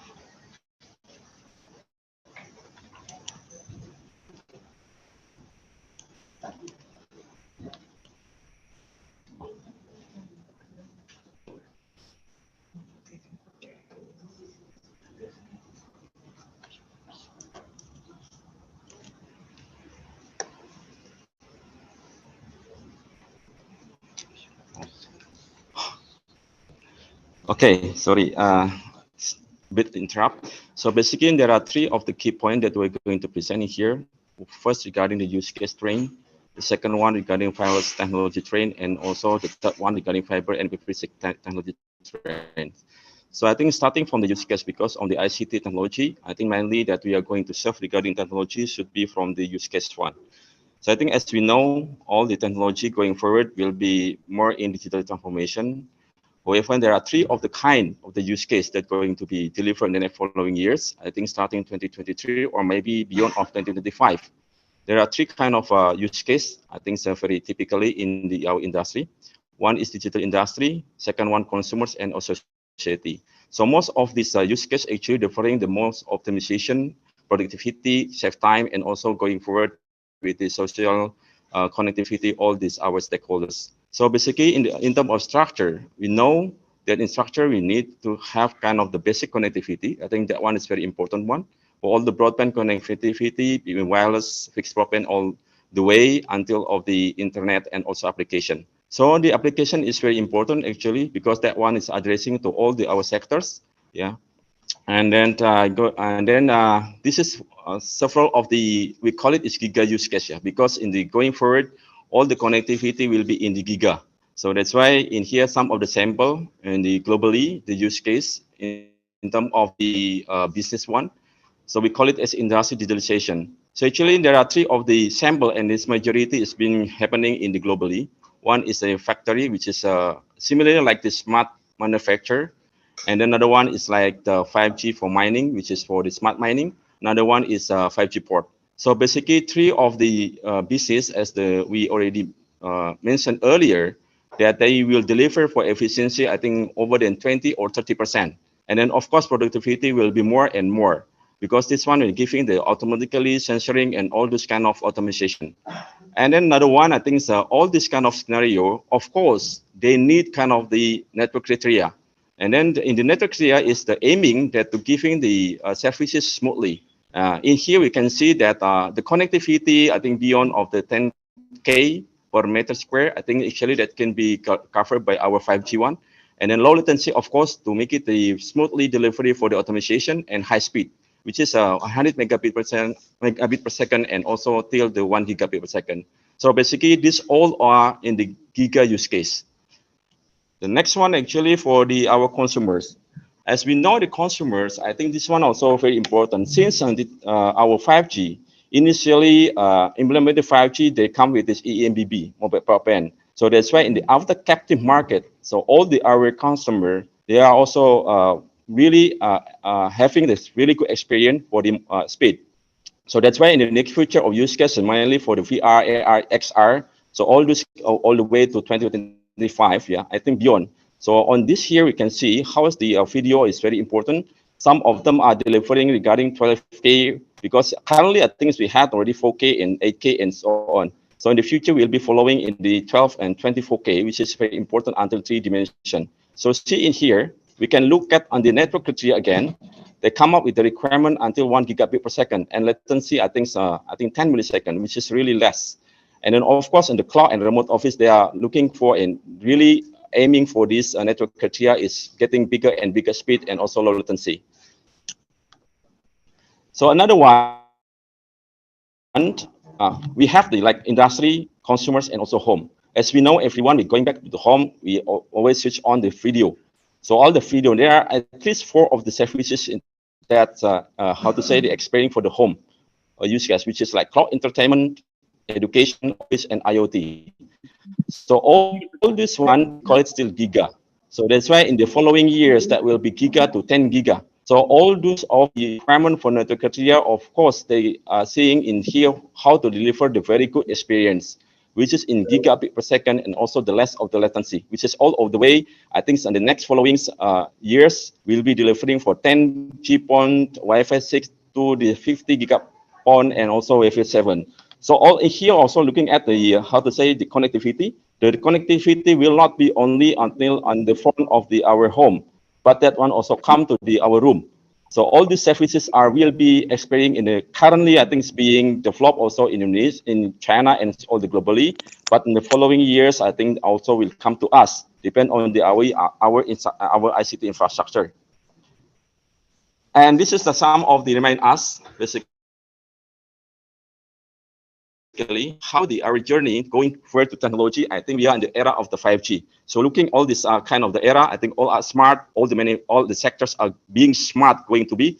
And then I think for all the ICT infrastructure and technology, we're delivering not only 1 giga, but actually we're delivering for dual giga, which is wireless and also the fixed broadband together.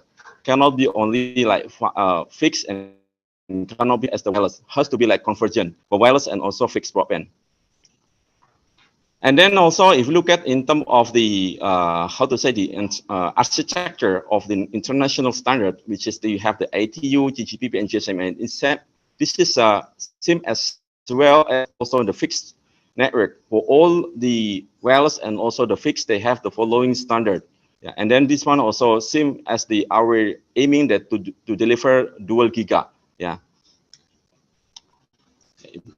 And then if you look at in the architecture, actually, this is very important for us that in adopting to Indonesia, now I think we are in the critical point that how to deliver for the ICT infrastructure, mainly for the fiber and also IP version 6.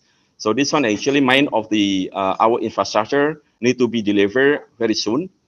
We can call it is like the emergency in terms of technology and how to deploy for fundamental connectivity. Because when we're looking in the top, for all the stakeholders, industry, they need it for the infrastructure, which is good in terms of the services. So of course, it's aiming the big picture going forward to have the Indonesia Division 2030 and 2045. This one seems that's very important for us as the Indonesia to be number 5 in the 2045. So that's why in here we can see that in terms of the impact for the economical, when we invest 10% of the APB that penetrates, increase 1.38 GDP. And meanwhile, also for the investment, $1 of investment can deliver around $20 on GDP. Something of the very important of digital economy and digital acceleration later on the next following years. Okay, so I think it's based on the use case we know. I think it's all the use case for a sector industry is very important. The takeaway in use case that that will be implementing for the consumers, home, and then also industry. So all the supporting will be technology as the enable and supporting point. The second one, wireless. So actually the wireless, we following the one of the framework, we call it is guide. One is GigaFirst initiative, ultra automation, intelligent computing, different experience, and ESG. So basically in GigaFirst initiative, yes, as the first time that we say that everything has to be like in the giga of the broadband connectivity. And then automation, yes, automation has to be very important. How to deliver smoothly in terms of the services and how to manage the expectation of the user experience. And intelligent computing, of course, talking regarding the, how to say, the enable of the edge computing to make it more architecture is smoothly delivered to the end users. And experience of differentiate. So we know all the application, all the services are really variant in terms of the end user requirement. So this one has to be really intelligent to different experience. And ESG, because of the climate, and then we also concerned regarding how to make it for more bit, but less watt. We can call it is green. So first regarding the GIGA initiative, actually this one is, as we know, that we are also having the very good experience that all these services mainly on the video. So from now, I think we see that in the next following 2023 and beyond, there will be a lot of things that need very high throughput, high speed. Yeah. So in this kind of situation, of course, we know this one is very important, and then very realize that over than 55% all are video. So this is very important for us, and it is also as the industrial ecosystem being concerned for the operators and also for the our technology owners to provide this kind of infrastructure to make it the experience better and better. So in terms of the GigaFirst initiative, actually there are mind of three strategies. First, regarding this technology evolution, site topology, and more spectrum. As we know that more spectrum, of course, that will give we have also very proud of the to deliver one spectrum 1 year. So this is some of the, how to say, kind of spectrum that cascading from low, mid, and also high band. And then the second one is evolution. This one we call it is like high order massive MIMO. So in here we have 64T and 64R, and I think being developed, and of course, and also implemented. And then next following also can be 128T. But this one also depend on the our requirement. So this one following of the our use and also be demand.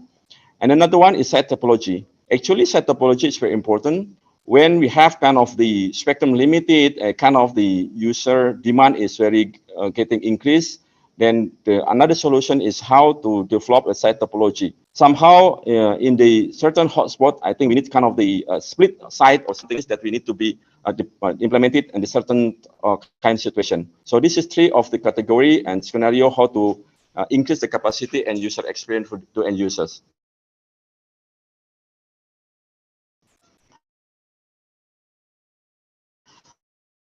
And of course, once we know in the technology for the radio, and of course that has to be extended as the backhaul. And the backhaul can be both actually from the microwave and also from the fiber. For the microwave, actually this one kind of the technology that we can serve for the 5G one. So we can call it like the carrier aggregation, super dual band, and E-band. So all these characteristics of the spectrum, of course, can deliver for many of the throughput and also distance. And then we know, I think in the following of the our how to say demand and in terms of the how to say the expectation experience, of course, this of the technology roadmap also need to be considered to be implemented in Indonesia.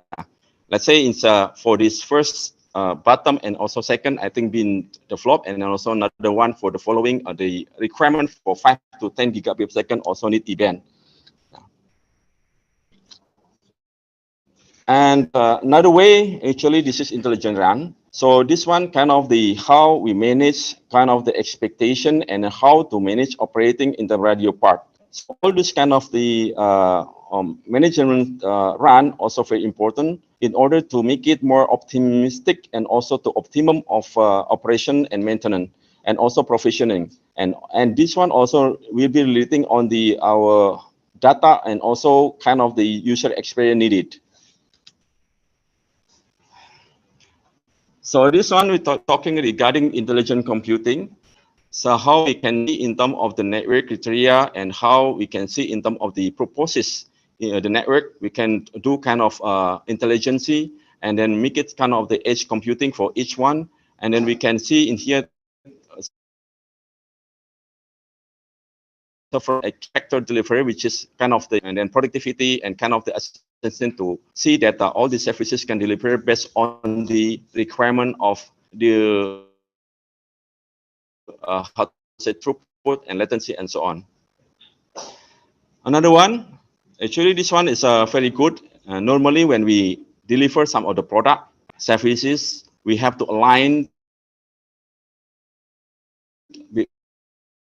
and then how we can see in terms of the services for each kind of the product. And then we can look at in terms of the satisfaction to make sure how the experience and users.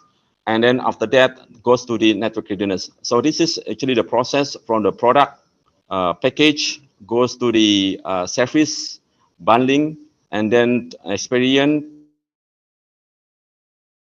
and make it some planning to develop and to deploy our network readiness.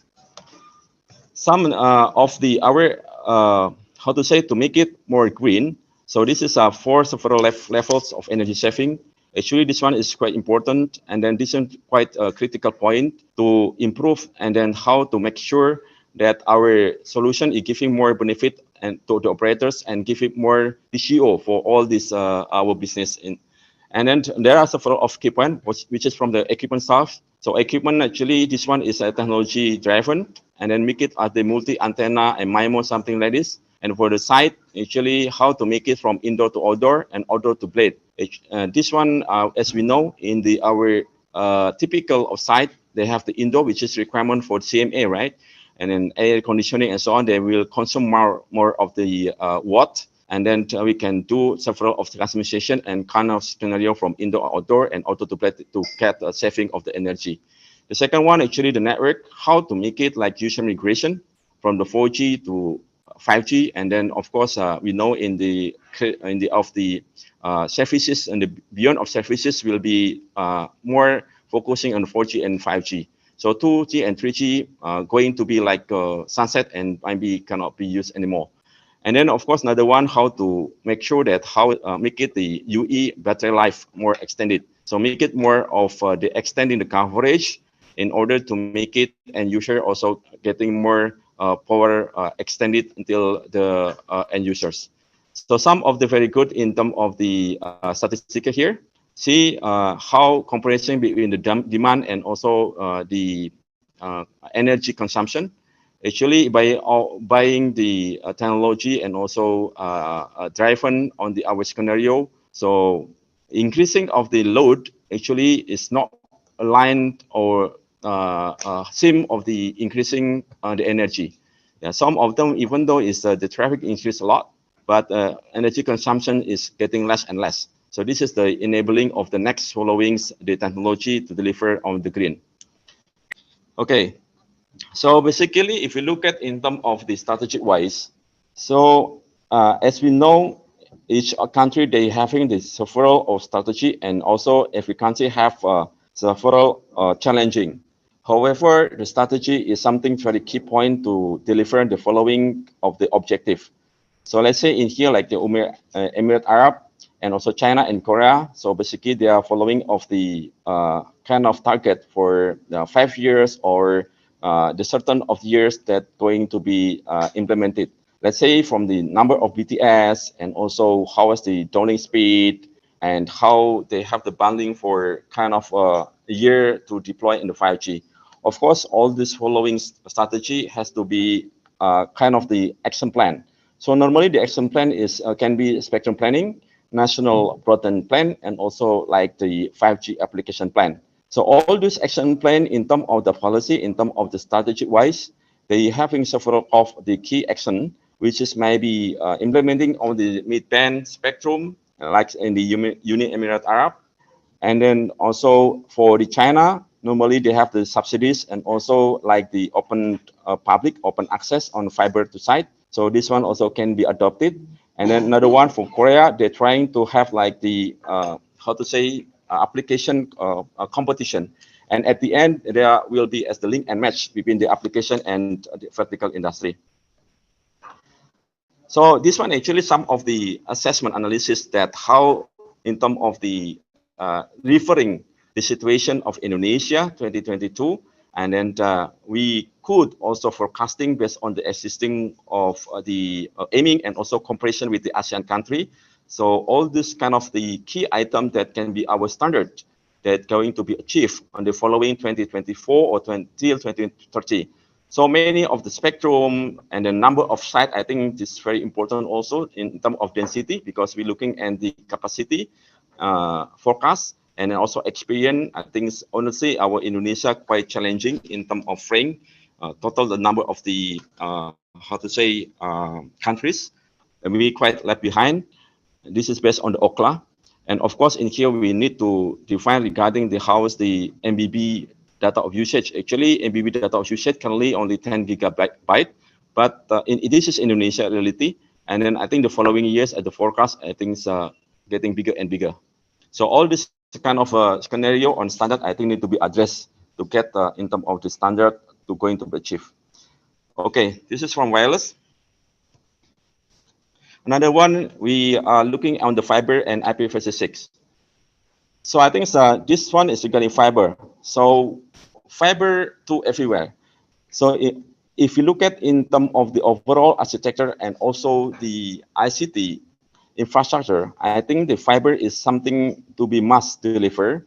I think every of the operators and also government currently also being in progressively how to make it fiberization from the municipal, kecamatan until desa. Yeah.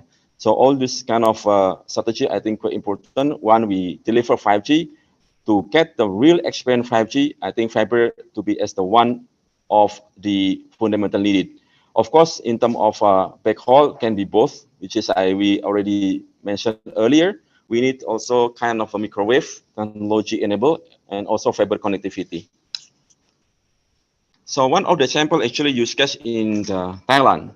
So in Thailand, they defined like dual giga actually, which is if you look at it here, they have the full fiber and 5G infrastructure, and then going to the top ecosystem corporation, industry digitalization boost till to get kind of the Thailand gigacity. So basically, on terms of the use case in here, we could learn that how the connectivity that could establish with fiber and 5G infrastructure. We can call it is dual giga. Of course, need the collaboration among of the stakeholders, state government, local government, and ecosystem for this application, and then to link and match with the vertical industry. Then we can have really collaboration to aim regarding the national objective. So some of the policy actually here as from the Thailand, infrastructure sharing, fiber deployment, and so on. So basically, this kind of things could be adopted in Indonesia. Some of the technology-wise, actually several of technology-wise that we know in terms of the forecast of demand, all are regarding giga, and then latency, and then connectivity, like the backbone, metro, or access, or we are talking regarding giga. So this is several of the technology enabled from the fiber, like the ultra broadband access, and then spectrum-wise, how to say optimization, and then regarding footprint to be like many of the box, many of the equipment could be like minimized, and then reducing more of the power consumption, I think even 60%, and also regarding the how to say multi-routing for the cities, bigger cities, and something like that, and make it more flexible and robust. And another one also regarding the optical service, yeah. So all this kind of the many of experience based on the network criteria. Maybe some of them are really need several gigabit per second. Some of them might be still on the 100 megabit per second. So we can also elaborate to justify to make it this more intelligent. And then again, regarding fiber to the room, I think this one also very important for the next following years. And some of them regarding the optimization. So basically, on the technology wise, is fully supported to fulfill the requirement or demand services. And this one for we saw regarding how the statistica in globally, basically in terms of the fiber development index, Indonesia is quite left behind compared with Thailand. So this one to make sure how the Indonesia ranking compared with others. I think Singapore, of course, we have very small country. But again, when we're looking at the apple to apple, I think we need to be see in terms of how to catch up our target. I think at least close to Thailand. Yeah. So this one is some kind of the 360-degree how to measure in terms of the FDI. So some of the challenge in here that we might need also to looking at the very quite critical point, which is the right of way deployment solution, infrastructure sharing, and fiber pre-deployment. So all this kind of the fiberization, I think, could be alignment between and then to be standardized among the stakeholders, how to make it faster, how to make it deployment for the fiber, which is quite important and very important to feeding the era of the giga. So some of this, actually, this one of the some strategic wise, how make it win-win in the collaboration and aiming of the industry sector in Indonesia. So of course, this kind of situation has to be looking at the many challenging. First, I think could be as the pioneer for the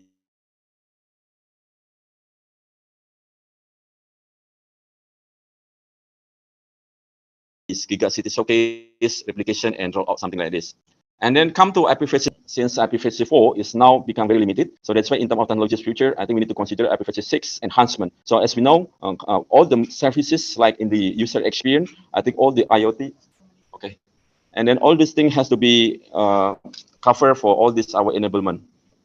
So there are several of the IPv6 key aspect, which is from terminal, network device, and application. So all this one has to be addressing, which is our considering for the IPv6 enable for the following next years. So if you look at in terms of the ecosystem, actually many of our application and terminal are ready. Some of the IPv6 support rate, I think it's around 80% for the network and application. I think Indonesia quite happy in here to see regarding 32% of the website, and Indonesia for IPv6 is quite less. I think need to be more aggressively to improve, because currently all these IoT things and sensing will be using the IPv6. So some of the how to say the future-oriented IPv6. So I think this one some of the benefit quite detailed, but basically how to look at in the migration and how benefit for IPv6 is very important for all these our elements. Yeah. So this is regarding the global of the IPv6. So in terms of globally, the adoption of IPv6 around 40%. And then Indonesia, yeah, I think Indonesia still taking up. I think it's currently is double digit, quite happy on this. But I think we need to aggressively to implement it on this based on the demand. Actually, the demand is there already. And then some of the benchmark actually from other country, they have the several of the numbers and then maturity of the IPv6. I think can be of our reference to our target in the following years. So some of the recommendation, and not recommendation, actually this kind of the how we can introduce more and then getting the penetration for IPv6. I think from the organization, I think we have the IPv6 forum. Some of our operators and also university already been joined in here. And then we have to look in the talent training and then network building and promote website and expand industry application. So all these entire stakeholders, I think, need to be consolidated and starting to boosting of the IPv6 introduction, penetration, and also strengthen of the talent to make it this more familiar and can be adopted in the industry. So, okay, thank you. I think for our opportunity to share regarding the future technology and use case from Huawei. Thank you. Assalamualaikum warahmatullahi wabarakatuh. Thank you, Pak Rosidi, for the presentations. If I may conclude a little bit on your presentation. So you introduce us that the next technology is moving toward giga technology. And then you also remind us the importance of fiber networks and the development of IPv6. Thank you, Pak Rosidi. And then we can move to our next speaker. Pembicara berikutnya adalah dari Bapak Banu Pribadi, Head of B2B Sales Engineering Samsung Research Indonesia. Bapak Banu, apakah sudah bergabung dengan kami, Pak? Halo, good morning, Mbak Chandra. Pak Banu, Halo. selamat datang, Bapak Banu. Izinkan saya untuk memperkenalkan sedikit mengenai Pak Banu.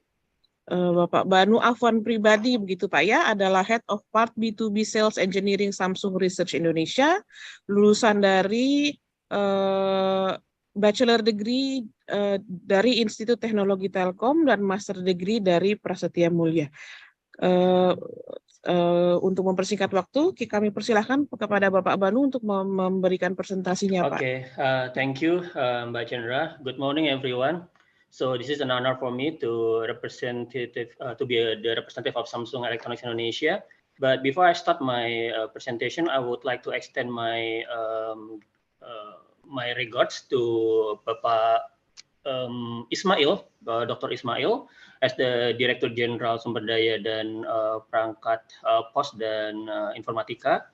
I also like to extend my honor to Bapak Mulyadi, STMT, Direktur Standarisasi Perangkat Pos dan Informatika.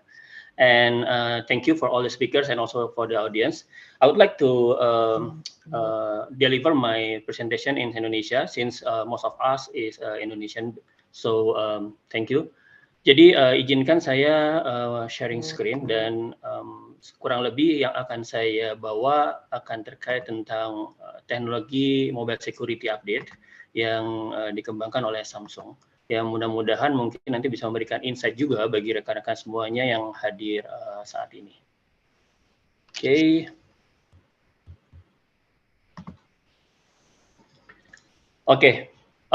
Jadi kita akan membahas pertama tentang mengulas sekilas tentang Samsung Business Profile. Kita juga akan membahas tentang Mobile Device Market Dynamics dan juga tentang Samsung Mobility Security Solution. So we go to the first topic. Karena memang kita di Indonesia ada beberapa institusi, diantaranya adalah kita juga punya R&D Institute di Indonesia, which is I'm part of the institution. Kita juga punya Samsung Electronics Indonesia Manufacturing, dan kita juga punya Samsung Electronics Indonesia Production. So related ke AI Center, Indonesia adalah salah satu AI Center juga dan juga R&D Center among beberapa R&D Center yang ada di dunia. Samsung itu sebenarnya punya 16 R&D Center dan juga 7 AI Center. So mostly our activity to support the TKDN, rekan-rekan semuanya, dan juga mengembangkan beberapa global project related ke IoT, cloud, and data. We also kita bekerja sama very intense ya dengan rekan-rekan di university. Beberapa waktu yang lalu kita juga melakukan kunjungan ke universitas untuk rekrutmen. Dan so far hasil rekrutmen kita menunjukkan bahwa memang kualitas dari sumber daya manusia Indonesia itu memang sudah mumpuni untuk di level global. Kemudian juga sedikit update tentang TKDN, karena TKDN mungkin salah satu hal yang juga sangat diutamakan juga bahkan oleh teman-teman dari Kominfo juga.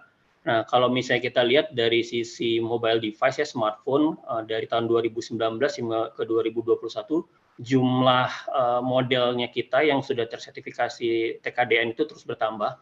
Artinya kita memang benar-benar sangat serius sekali mengembangkan market di Indonesia untuk pasar Indonesia. Skornya kita juga naik ya, dari kurang dari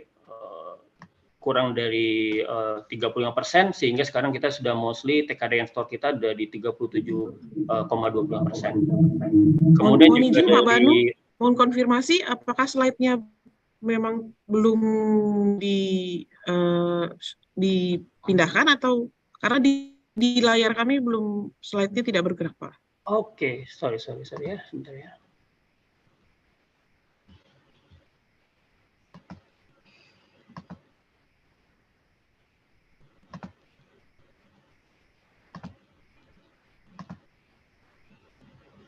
Sekarang sudah kelihatan belum ya? Ya, sudah Pak, terima kasih. Sekarang saya sedang di TKDN status. Nah, kemudian jadi tadi sedikit mengulang bahwa sebenarnya TKDN status kita mulai bertumbuh sejak 2019 hingga saat ini. Nah, next slide. Apakah terlihat juga bahwa di sini saya sedang menampilkan coverage ekspornya kita, Mbak Chandra?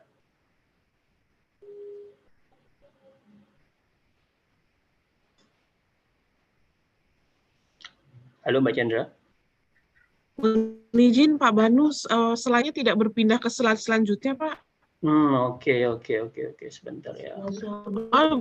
Pak Banu, mohon di klik slide, Pak. Iya. Sudah terlihat ya?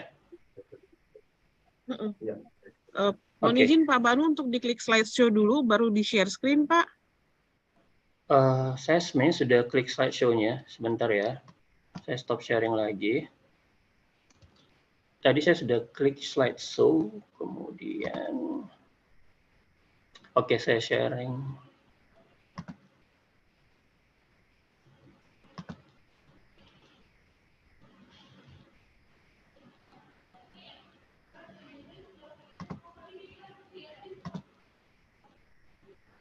Ya, apakah ini terlihat sekarang?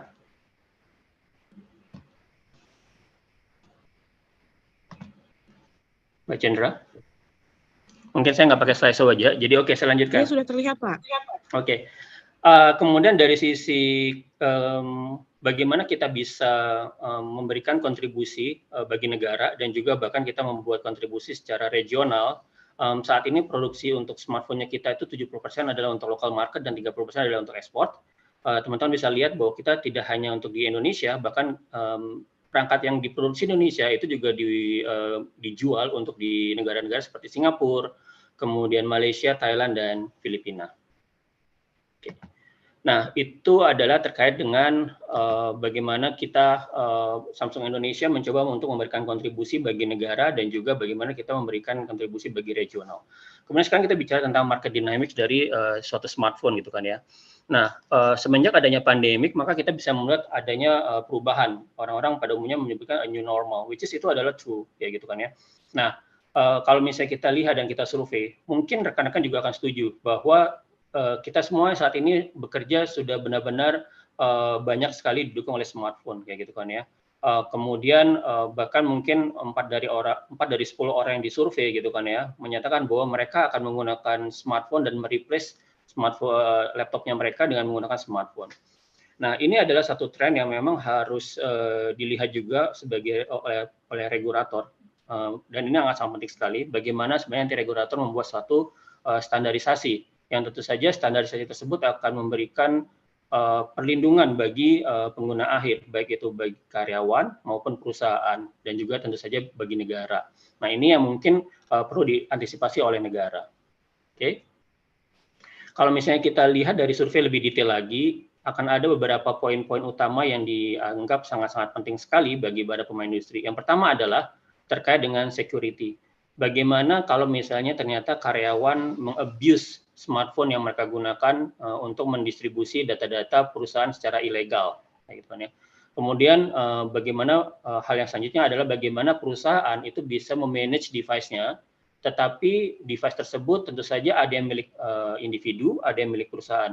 Nah, terkait dengan yang milik individu, kita sudah tahu bahwa kita sudah mengeluarkan Personal Data Protection Undang-Undang PDP, gitu kan ya. Dan ini adalah sangat penting sekali nih untuk melakukan regulasi karena kalau kita sudah bicara bekerja di smartphone, maka di smartphone tersebut akan ada personal things dan ada juga professional things. Nah, ini adalah sesuatu yang perlu sangat diperhatikan oleh pemerintah juga, bagaimana meregulasi hal ini.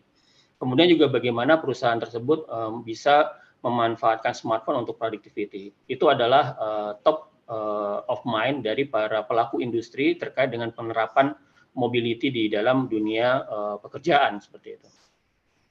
Nah, kemudian kita bicara tentang security, sebagaimana topik saya yang utama. Kalau misalnya kita bicara tentang security, maka security itu tidak pernah cukup kayak gitu kan ya. Pada saat kita membuild satu solution, maka orang-orang akan mencoba untuk mencari celah-celahnya kayak gitu kan ya. Kalau kita bicara lebih spesifik pada smartphone, di smartphone itu ada beberapa layer gitu kan ya, ada layer application, ada layer firmware, ada kernel gitu kan ya, ada layer chipset. Nah, para attacker itu mereka akan mencoba untuk melakukan interupsi pada smartphone kita melalui berbagai layer tersebut. Nah, ini adalah yang menjadi salah satu concern-nya Samsung. Kemudian juga bagaimana nanti sebenarnya pemerintah juga harus menerapkan satu regulasi gitu kan ya, bahwa smartphone semua orang di Indonesia harus memiliki concern juga terhadap penerapan proteksi terhadap layer-layer yang ada dalam smartphone. Nah, kalau misalnya kita lihat, Samsung sendiri juga sudah mengembangkan satu tools dan kita sebut dengan sebagai Samsung Knox ya gitu ya. Samsung Knox ini adalah satu platform security enterprise. Dia defense grade ya rekan-rekan semuanya, dan platform ini tidak cuma ada ditemukan pada enterprise device, tetapi pada device-device yang rekan-rekan bisa beli secara umum di pasar gitu, atau kita sebut sebagai consumer product ya gitu kan ya. Nah, secara generik security platformnya kita itu akan melakukan proteksi pada berbagai layer, misalnya pada layer application, pada layer firmware, di kernel, kemudian di hypervisor, dan juga di chipsetnya. Nanti kita akan bicara lebih detail bagaimana proteksi di masing-masing layer tersebut. Spesifik untuk perusahaan, maka kita juga mengembangkan cloud solution, kayak gitu kan ya. Dan ini cukup banyak ya, lebih dari 6.000 perusahaan Indonesia sudah menggunakan cloud solution-nya dari Samsung untuk memproteksi pemanfaatan mobile device di lingkungan pekerjaan. Nah, jadi kalau misalnya kita bicara tentang cloud solution-nya kita untuk di company, maka memang kita akan fokus pada bagaimana melakukan device provisioning secara seamless, ya gitu kan, melakukan enrollment, membuat konfigurasi pada perangkat, dan juga misalnya kita bisa mengontrol operating system version-nya gitu kan ya, karena banyak sekali perusahaan-perusahaan yang mengembangkan aplikasinya sendiri, kemudian ternyata aplikasi yang tersebut nggak bisa catch up sama pengembangan OS atau implementasi OS di smartphone gitu, sehingga mereka akhirnya sangat-sangat rentan sekali terhadap serangan-serangan dari misalnya spyware, malware, dan sebagainya.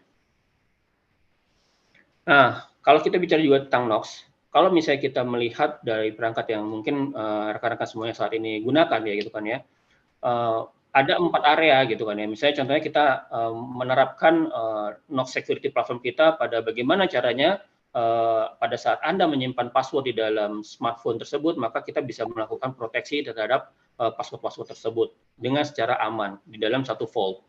Nah, kemudian juga bagaimana kita juga membuat agar para pengguna smartphone tersebut menyimpan datanya dengan aman. Bahkan kita juga sangat-sangat comply, kita tidak ingin menanamkan berbagai macam spyware dan lain sebagainya, sehingga data kita dikirim pada suatu server, dan nanti server tersebut akan memanfaatkan secara tidak bertanggung jawab data-data tersebut. Ya gitu. Nah, kemudian juga tentu saja kita lihat bahwa sekarang transaksi-transaksi mobile untuk misalnya menggunakan QR, kemudian data-data mobile banking itu sekarang sangat-sangat happening sekali gitu. Dan ini adalah hal yang sangat penting sekali bagaimana penyedia OEM perangkat device itu bisa memberikan kepastian bahwa transaksi yang Anda lakukan di smartphone tersebut akan menjadi merupakan transaksi yang aman. Dan sekarang kemudian misalnya kita tahu juga misalnya sekarang adanya Satu Indonesia ya, itu adalah salah satu transformasi dari Peduli Lindungi. Nah, ini juga salah satu hal yang paling penting juga bagaimana data-data health-nya kita, dan itu salah satu yang diungkap juga di dalam Undang-Undang Perlindungan Data Pribadi adalah bagaimana data kesehatan itu adalah data personal. Gitu. Nah, ini sekarang banyak sekali smartphone baik dengan menggunakan wearables-nya maupun device-nya itu mengkolek data tersebut. Nah, data ini sangat penting. Tidak boleh bagaimana data tersebut bisa jatuh di tangan orang-orang yang tidak bertanggung jawab. Nah, ini adalah bagaimana NOx kita mencoba untuk menjadi pioneer di market untuk memberikan security level setingkat defense seperti itu. Nah, ini adalah lebih detailnya bahwa bagaimana kita membangun satu multi-layer security di dalam smartphone-nya kita. Yang pertama adalah kita mengintegrate hardware dan software-nya kita untuk mendapatkan satu highest level of data protection. Mulai dari proses manufacturing di chipnya, kayak gitu kan ya. Samsung, we produce almost everything dari chip sampai ke layar seperti itu. Dari desain sampai ke quality assurance-nya itu adalah by our own. Kita tidak melakukan outsourcing untuk berbagai perangkat-perangkat yang sangat-sangat mendasar ya, yang bisa mempengaruhi tingkat keamanan dari data. Kemudian juga kita tentu sangat menerapkan bagaimana kita mengisolate data tersebut, ya gitu kan ya. Pada saat data dilakukan di moving, tentu saja kita harus memikirkan bagaimana sifat data pada saat at rest, kayak gitu kan ya, sehingga kita juga memiliki encryption pada saat data at rest. Kemudian juga kita juga melakukan runtime protection gitu kan ya. Jadi kita selalu memberikan perlindungan yang yang continuous untuk pada saat perangkat tersebut mulai dilakukan boot up. Nah, jadi kita bicara tentang end-to-end device security gitu kan ya. Tadi kita sampaikan bahwa kita juga mulai dari proses manufacturing-nya, kita juga sudah membangun hardware root of trust, di mana ini sebenarnya sangat penting sekali untuk kriptografi gitu kan. Nah, kita juga membangun unique hardware keys-nya, kemudian hanya bisa diakses via satu area yang memang sangat-sangat isolated di dalam chipsetnya kita. Kemudian pada saat booting time-nya juga ya, nah waktu rekan-rekan yang memiliki Samsung device itu pada saat booting itu kita akan melakukan verifikasi integrity ya gitu kan ya. Kita juga menerapkan zero trust untuk memprevent jadi misalnya adanya intrusi dan lain sebagainya ya gitu kan ya. Nah kemudian juga kita berusaha untuk maintaining trust, kita akan menerapkan bagaimana pemeriksaan kernel, kemudian mencegah adanya atau membaca adanya modifikasi terhadap kode, dan bagaimana caranya kita menyimpan data terencrypt seperti yang tadi saya sampaikan. Kita punya dual DAR yaitu data at rest ya gitu. Nah ini tentu saja kita tidak bekerja sendirian, kita bekerjasama dengan Google yang memang mereka memiliki Android, sehingga kita mengembangkan security platform ini bersama-sama gitu kan, sehingga tentu saja harusnya ini adalah satu kolaborasi yang memang akan memberikan manfaat tidak saja bagi pengguna kayak gitu kan, tentu saja ini juga bisa memberikan manfaat tentu saja bagi regulator kayak gitu kan ya, sehingga regulator bisa memberikan memiliki satu kode yang terstandarisasi untuk bagaimana satu perusahaan OEM dari device itu memberikan security platform yang memadai bagi penggunanya seperti itu. Nah, jadi bagaimana kita menerapkan governance kita? Tentu saja karena kita sekarang ada tim R&D yang ada di Indonesia, dan kita adalah salah satu juga melakukan research pengembangan, kemudian melakukan membaca pasar, membaca aktivitas-aktivitas hacking, itu bagian dari R&D. Kemudian dari sisi desain, tentu saja sebagaimana tadi saya sampaikan bahwa kita mendesain mulai dari chipsetnya kita sendiri, kemudian sampai ke dalam era produksinya. Assembly juga demikian, sangat-sangat secure, tidak memungkinkan adanya satu intrusi, penambahan satu perangkat spyware atau hardware dan yang bisa mengambil data-data secara diam-diam gitu. Nah, itu adalah bagaimana kita Samsung sangat fokus pada security governance kita. Nah, ini yang mungkin juga sangat penting.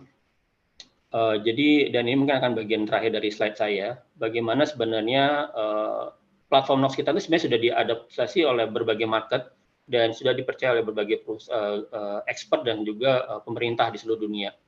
Makanya kita punya 1 billion device yang sudah diimplementasikan NOx gitu. Kemudian juga manage-nya juga ada 70 juta device dan berbagai layanan khusus untuk bisnis. Salah satu standarisasi yang kita ikuti adalah dari sisi common criteria yang itu dirilis di US gitu kan ya. Nah, common criteria ini memberikan satu review untuk setiap produk-produk kita yang terbaru. Gitu. Misalnya kita punya Samsung S23 yang baru, maka mereka akan melakukan analisa. Atau nggak misalnya kita punya Android 12 gitu kan, yang kita implementasi. Nah, Android 12 untuk Samsung ini bagaimana nih? Apakah dia sudah memenuhi kriteria-kriteria untuk safety yang sangat-sangat ketat. Jadi common kriteria ini sangat ketat. Pasti rekan-rekan semua dari Kominfo sudah paham bahwa memang salah satu standar security yang sangat-sangat kuat itu adalah dari common kriteria. Selain itu juga punya FIPS. Nah, nggak cuma di Amerika, kita juga sebenarnya involved di beberapa negara, misalnya di UK, kita punya sertifikasi dengan NCSC, kemudian di Spain, kemudian di Finland, bahkan di Kazakhstan pun kita punya kayak gitu. Nah, mungkin ini di Indonesia kita memerlukan hal yang seperti ini juga kayak gitu, sehingga ada sertifikasi security yang memang perlu diterapkan kayak gitu. Nah, kurang lebih itu tidak banyak dari saya. Terima kasih banyak atas waktu dan perhatiannya. Terima kasih Pak Banu atas presentasinya. Hari ini kita diingatkan oleh Pak Banu mengenai pentingnya sertifikasi, dan terima kasih atas presentasinya tentang pengembangan security platform dari SAM.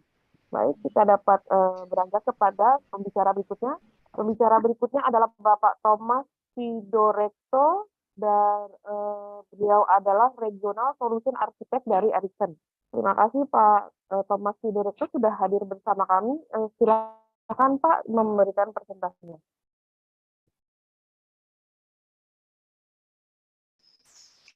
Ya, terima kasih. Selamat siang semuanya. Pertama-tama terima kasih atas kesempatannya. Saya mewakili Ericsson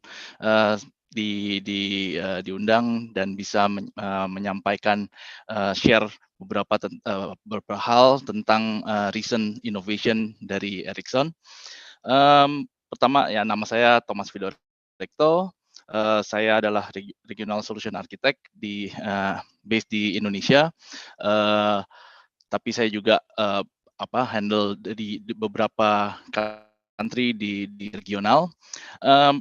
Oke, slide saya udah kelihatan. Oke, pada siang hari ini saya akan share dengan teknologi recent innovation dari Ericsson dengan judul More with Less. Pertama mungkin saya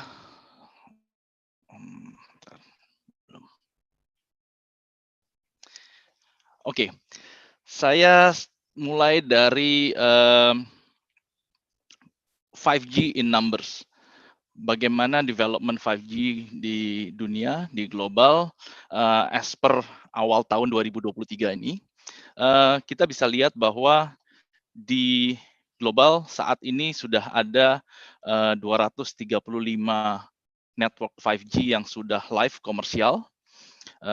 Ini data per Januari, mungkin saya yakin per hari ini sudah bertambah lagi. Kemudian 35 diantaranya itu network 5G standalone. Dan kemudian juga fakta ketiga adalah dari Ericsson Mobility Report memforecast, men-track dan memforecast sebetulnya bahwa pada akhir tahun kemarin per November 2022 itu 5G sudah mengcover 32% populasi dunia. Kemudian kalau kita refer ke salah satu negara yang advance 5G-nya, termasuk salah satu negara yang pertama menggelar 5G network di Korea Selatan, itu traffic mobile data per subscriber-nya di sana itu sudah mencapai 28 GB per bulan di 5G. Dan di Korea Selatan itu juga 76% dari total traffic mobile di sana itu sudah dilayani oleh 5G network. Jadi kita bisa lihat bahwa perkembangannya cukup pesat, dan mungkin pada kesempatan ini saya juga cukup bangga untuk share bahwa dari 235 network ini lebih dari setengahnya itu dilayani oleh network Ericsson yang tersebar di 62 negara, dan dari 35 standalone 5G network ini juga Ericsson mensuplai 21 network diantaranya. Kemudian fixed wireless access itu adalah salah satu service 5G yang cukup populer di nomor 2 setelah enhanced mobile broadband. Jadi kita lihat bahwa Ericsson juga powering lebih dari 70 network 5G live dengan fixed wireless access teknologi. Dan globally Ericsson juga sudah mensupply, mengirimkan lebih dari 9 juta perangkat radio yang 5G atau 5G ready yang sudah dipasang aktif di berbagai mobile operator di global. Angka-angka ini adalah sebaran 143 network 5G Ericsson ini yang tersebar di beberapa di semua benua. Kemudian melanjutkan global trend di 5G, forecast kami, forecast Ericsson lagi-lagi dari report Ericsson Mobility Report, itu kita memforecast bahwa pada tahun 2028 nanti kita perkirakan 5G subscriptions itu akan mencapai 5 miliar. Saat ini per akhir tahun 2022 itu kita sudah mencapai 1 miliar. Jadi dalam 5 tahun itu akan 5 kali lipat growth-nya. Dan fixed wireless access juga tadi saya mention itu perkembangannya pesat, itu akan mencapai 300 juta subscriber di 2028. Dan di 2028 itu kita expect bahwa total rata-rata global average, itu 70% dari mobile traffic akan dibawa oleh network 5G.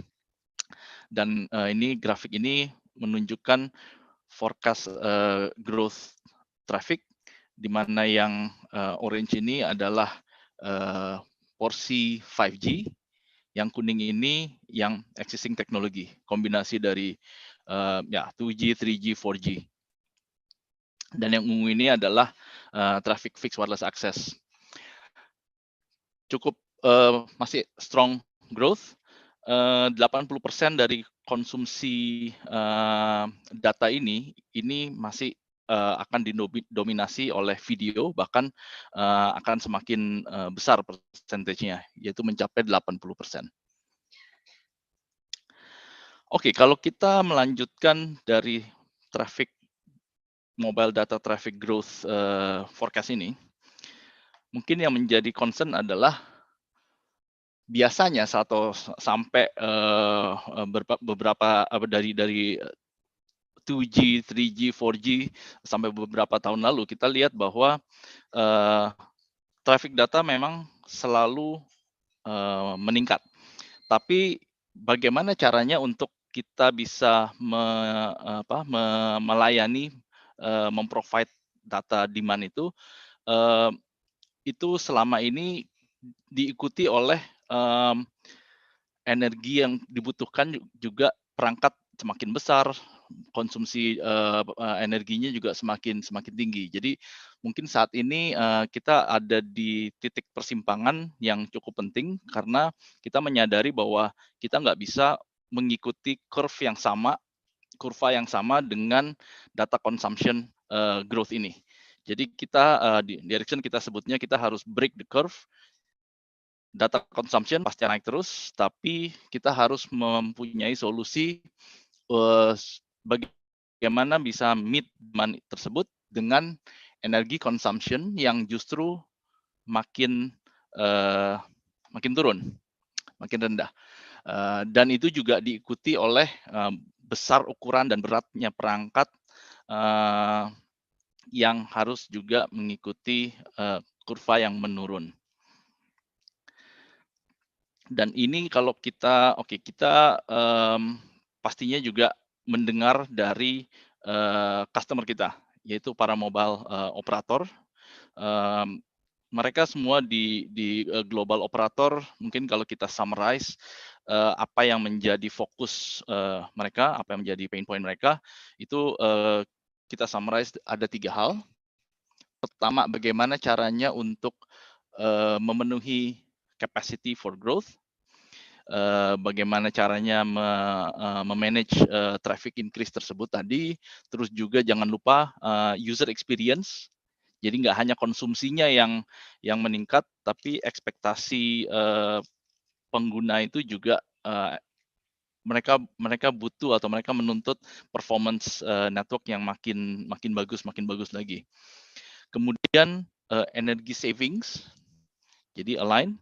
Jadi mereka bagaimana caranya untuk menurunkan cost dari power consumption, istilahnya bill listrik, electricity, atau bahkan kalau yang nggak ada electricity, itu mereka harus provide dengan genset misalnya, bagaimana caranya untuk menurunkan cost dari operasional genset tersebut.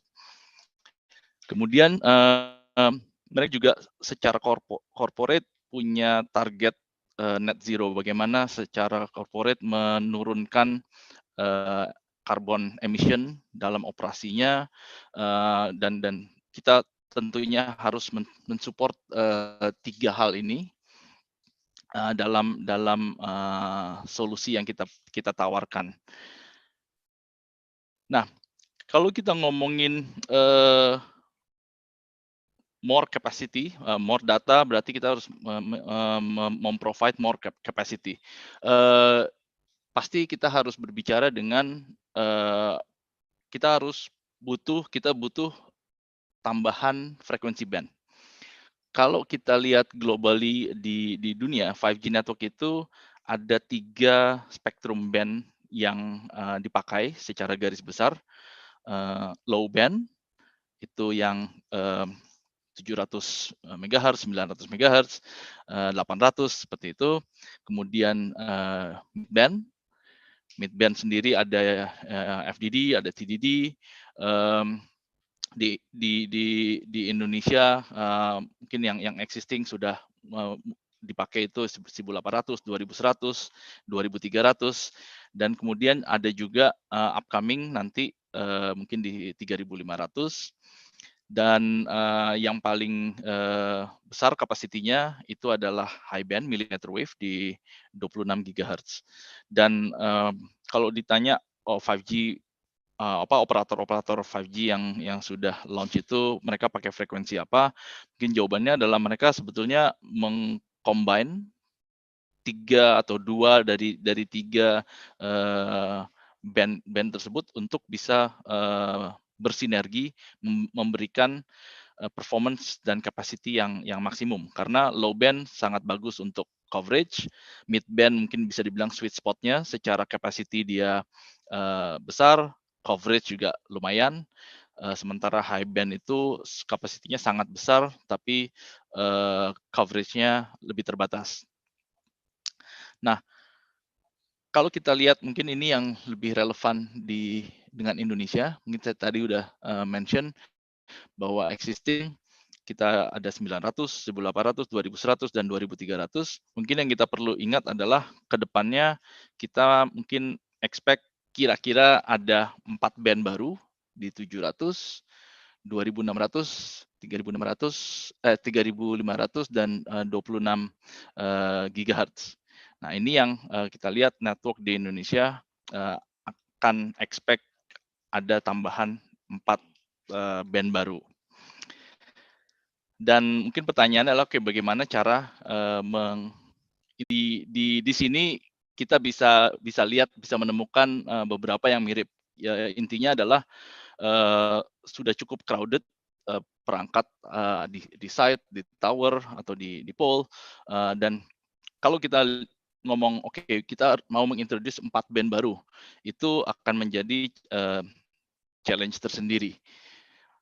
Oleh sebab itu kita harus memikirkan bagaimana cara yang paling efisien juga.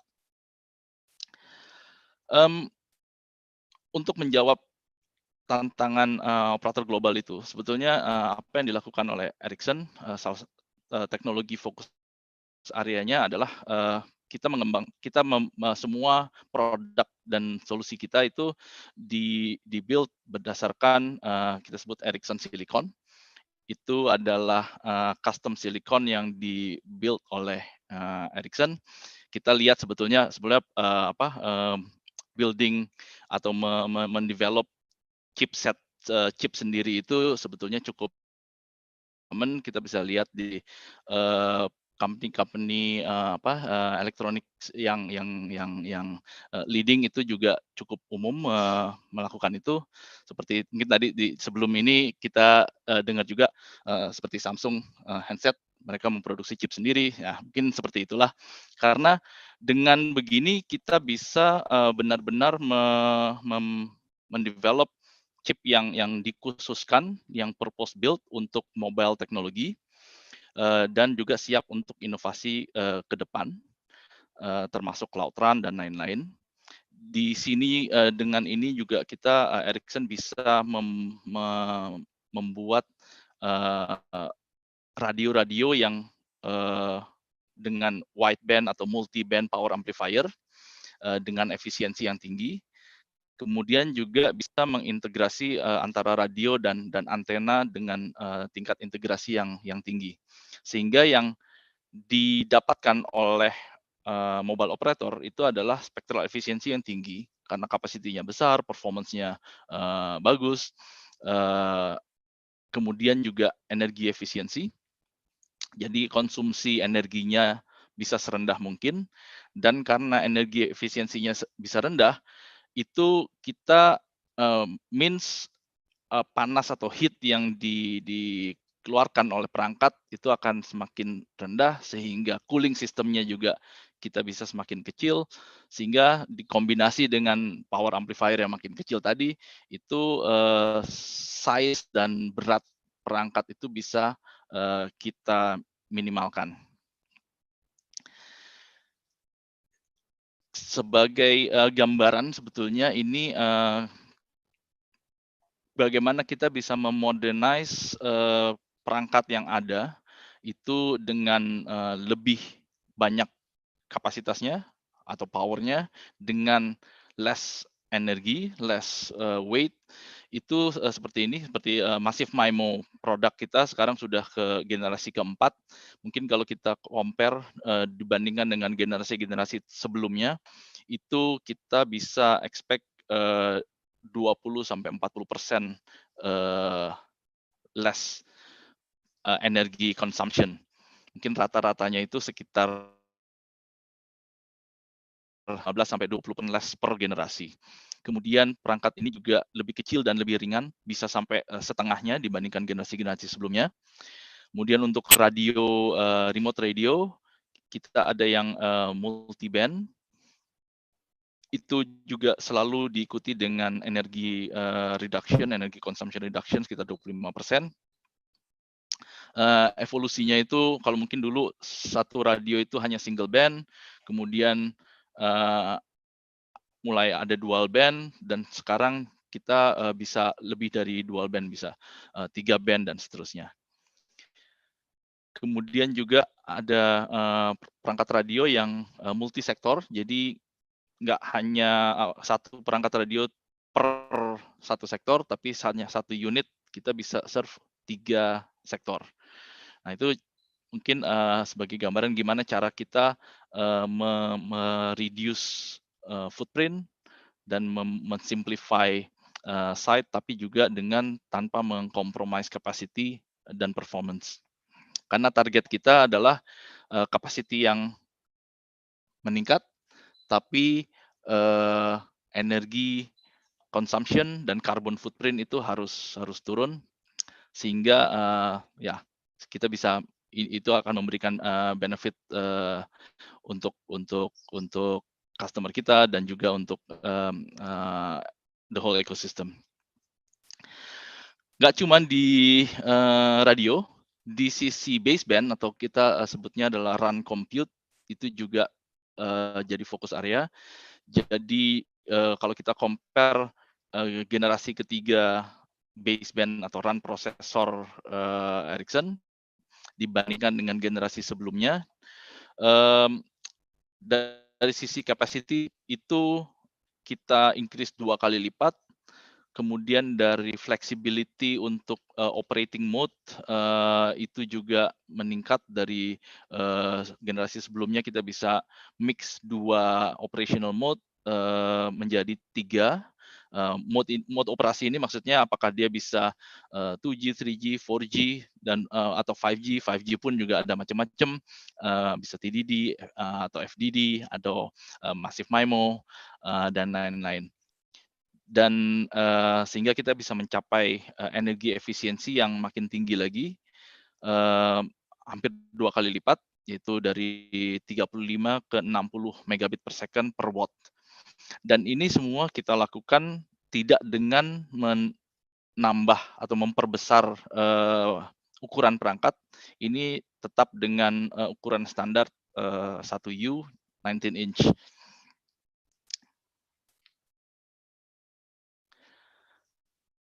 Ini adalah contoh sebetulnya dari produk-produk yang termasuk recent di Ericsson, bagaimana semua konsep tadi diimplementasikan. Jadi kita ini cukup common dipakai untuk mendeploy 5G di operator global, compact massive MIMO.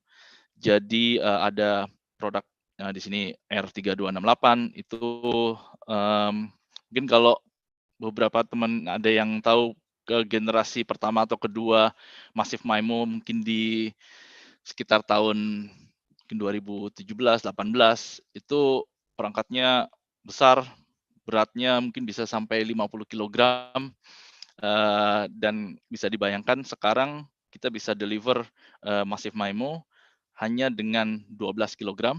Jadi kalau bisa dilihat satu engineer mungkin bisa langsung sekaligus bawa langsung pakai tangan 2 unit dan dengan passive cooling, jadi nggak ada fan, lebih robust jadinya.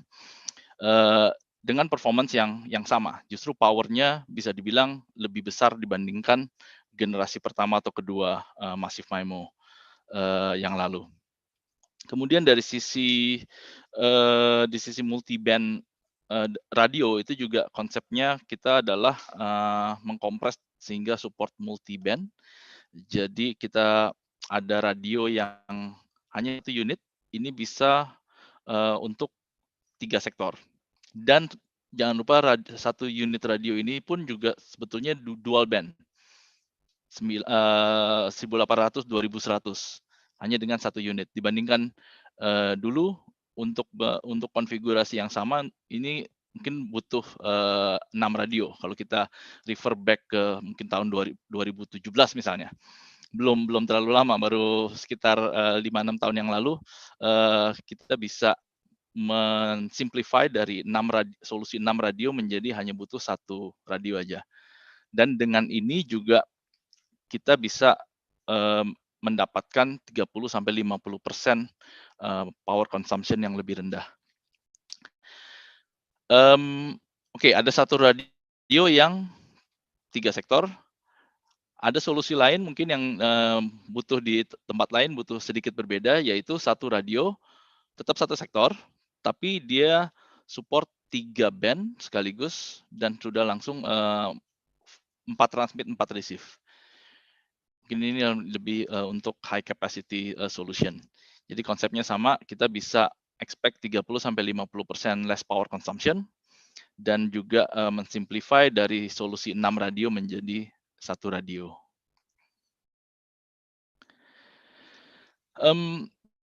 Contoh lain bisa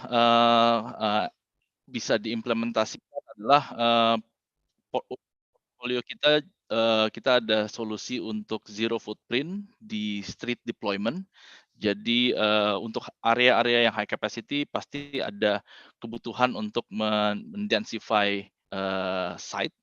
Jadi site itu harus bisa, perangkat itu harus bisa dideploy secara fleksibel di pinggir jalan. Misalnya di tiang lampu, tiang listrik, traffic light dan lain-lain.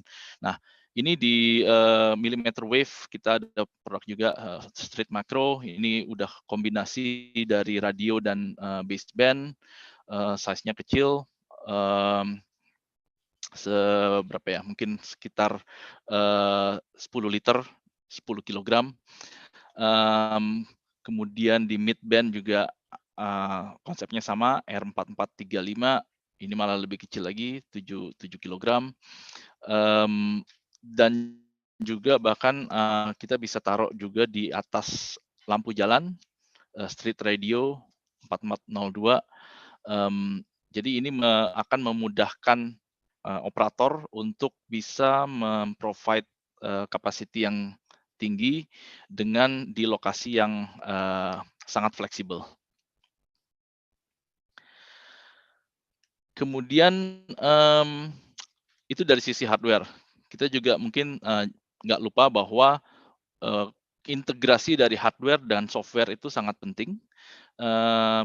Jadi untuk mendapatkan capacity yang lebih tadi, yang more capacity, more performance, kita mengcombine antara performance hardware yang superior tadi dengan functionality dari software yang inovatif. Jadi misalnya ada di sisi Massive MIMO uplink itu ada functionality Ericsson uplink booster, di downlinknya ada interference sensing, di radio di low band 5G itu kita implement spectrum sharing, dan semua ini bisa digabungkan dengan fungsi carrier aggregation. Dan itu dari sisi functionality untuk mendapatkan kapasitas dan performance yang lebih tinggi. Nah, sekarang bagaimana untuk lebih mengefisiensikan power consumption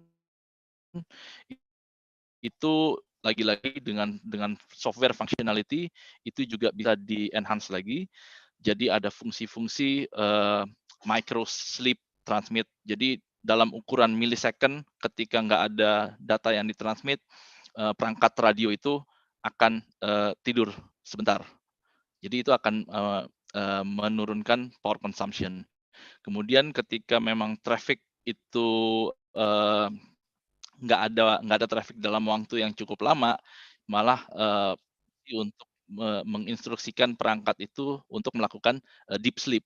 Jadi itu dia bisa lebih rendah lagi power consumption-nya.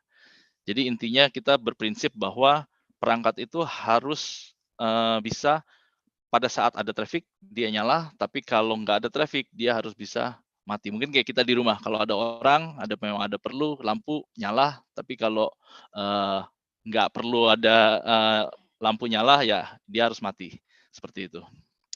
Dan target kita adalah sebetulnya kalau kita mengimplementasikan semua functionality ini, power consumption kita akan bisa save sampai 94% dibandingkan dengan peak ketika dia ada 100% traffic. Ya.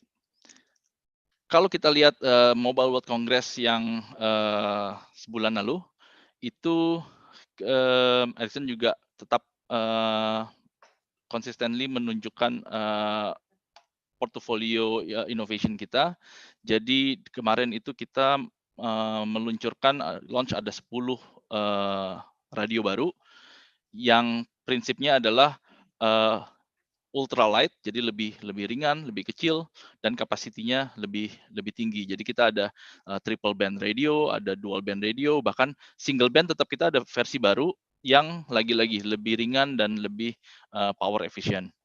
Kemudian di Massive MIMO product juga kita mulai mengintroduce ada ultra wideband yang dua kali lipat bandwidth-nya dan juga dual band Massive MIMO. Lagi-lagi targetnya adalah untuk lebih banyak capacity tapi lebih kecil energi consumption-nya.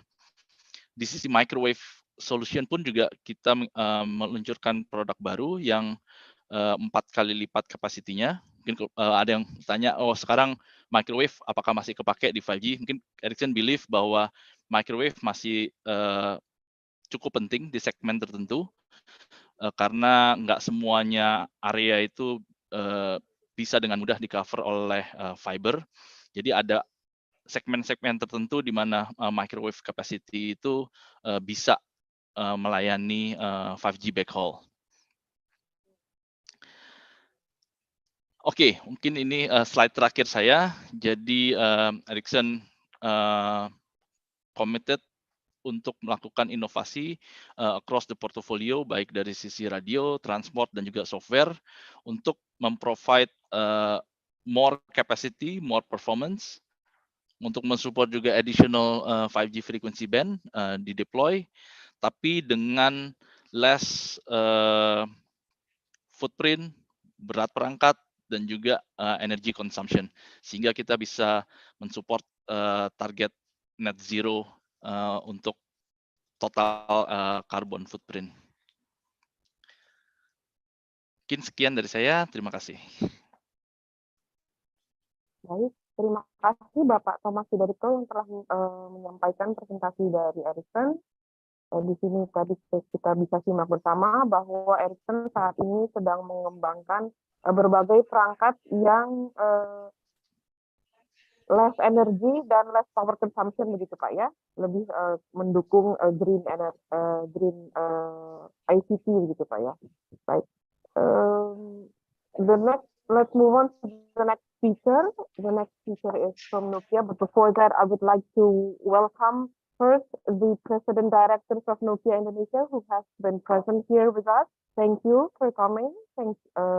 And then I would like to introduce the next speaker from Nokia, Mr. Terence McCabe. Have you joined us? I see you have joined us.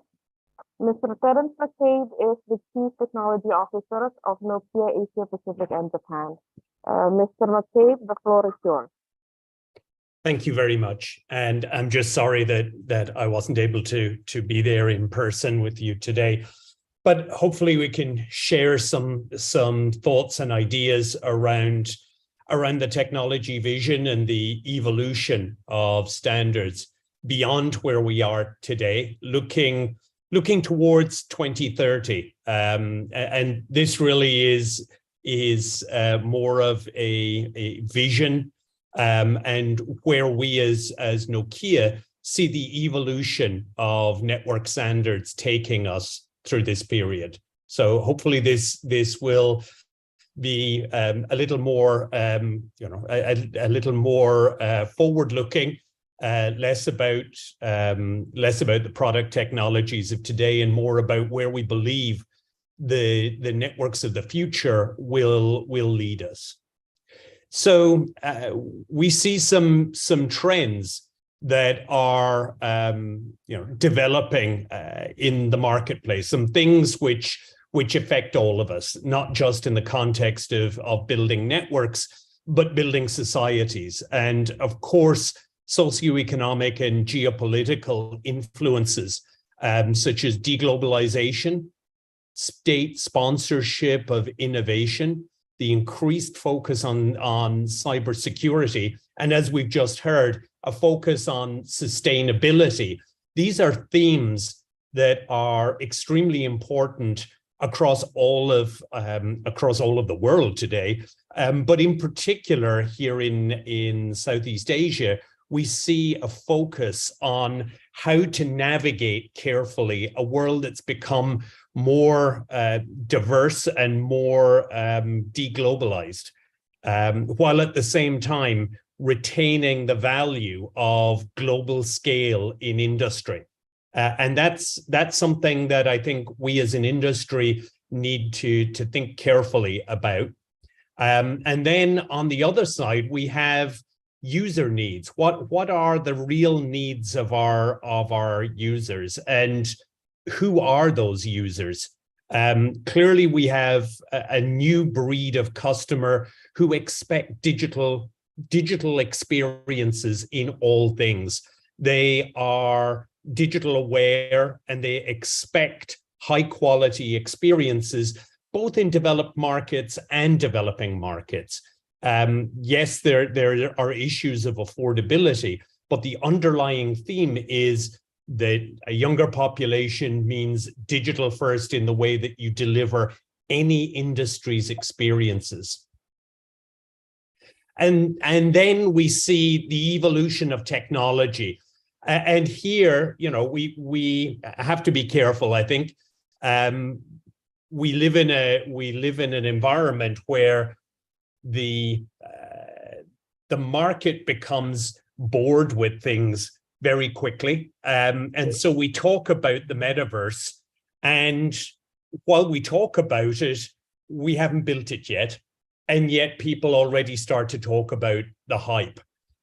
We talk about blockchain, and people come to associate that sometimes with cryptocurrencies and think, well, maybe that wasn't such a good idea. But the truth is that the underlying technologies of metaverse, cloud, and Web 3.0 are still in an evolutionary and incubationary period. And we see the coming together of these technologies as really transforming the way that users interact with networks and interact with companies and service providers. And that transformation of experience is where we see 5G becoming 6G, where we see the emergence of new requirements that can't be satisfied by traditional network models and traditional network technologies. I think in terms of the metaverse, in order to explain and understand what we think is going on with the metaverse, what we see happening with the metaverse, first of all, there is consumer metaverse, which is probably what most people think of. Virtual worlds gaming, entertainment, infotainment. But really, the early adopters of metaverse and the people who are extracting greatest value from it today are in the industrial space, where industrial metaverse can enable real-time interaction between digital twins and the human consumers. It is already being used in industrial applications. And through those industrial applications, the barriers of expense and adoption can be overcome because these are very high value applications. Remote presence in applications like healthcare, where we have robo-doctors and telemedicine, show the potential value of the industrial metaverse in extending high quality healthcare to communities and environments where it's not otherwise available. Enterprise metaverse, well, the simple version of that is what we're doing here today. You know, taking this rather basic conferencing video experience and transforming it into something more immersive. How can I virtually be present with you? And in doing so, minimize my carbon footprint, reduce the amount of time and energy that's put into travel associated with business, and create the sort of fluid, dynamic, creative environment that people value in the workplace without requiring us all to be in the same physical space. So these three metaverse opportunities we see moving along in parallel. And when we see some of the hype around metaverse, often it's because people confuse these three different metaverses. And they think in terms of the costs of the industrial metaverse being unsuitable for the consumer experience. And those things are very different. They do move at different speeds. We think digital physical fusion is an extremely important part of the metaverse experience. That means mapping the real world, the physical world, into a digital twin and allowing that digital twin to be manipulated so that you can extract value from that digitization process. We see that already taking place in major areas of industry. We're participating as network technology provider in that transformation. And we think there's only more benefit that can be gained from that. When we think about human augmentation here, we're talking about providing the capability to inject digital data into real-time experiences. This can be extended XR or augmented reality visual experiences, but it can also be audio experiences, feeding prompts, feeding information over audio while recognizing the physical visual environment that's being described. A dumbed down version of this is when you use a GPS experience in a car. But how much more valuable is it if instead of giving you generic prompts, it's actually giving you custom prompts based on what you can actually see in front of your eyes? There's so much more value that can be added using the enhanced immersive experience of metaverse to deliver content, services, and experiences in all environments.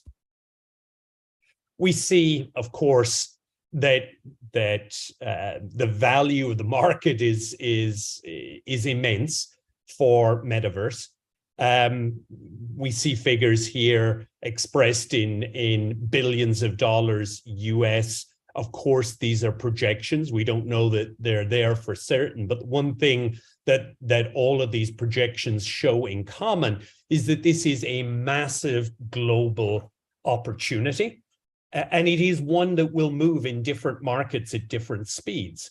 And I would draw attention to the fact that actually while we think of many of these as driven from Silicon Valley, in reality, a lot of the innovation and the early adoption of metaverse technologies is being led out of Asia, out of Japan and Korea in particular.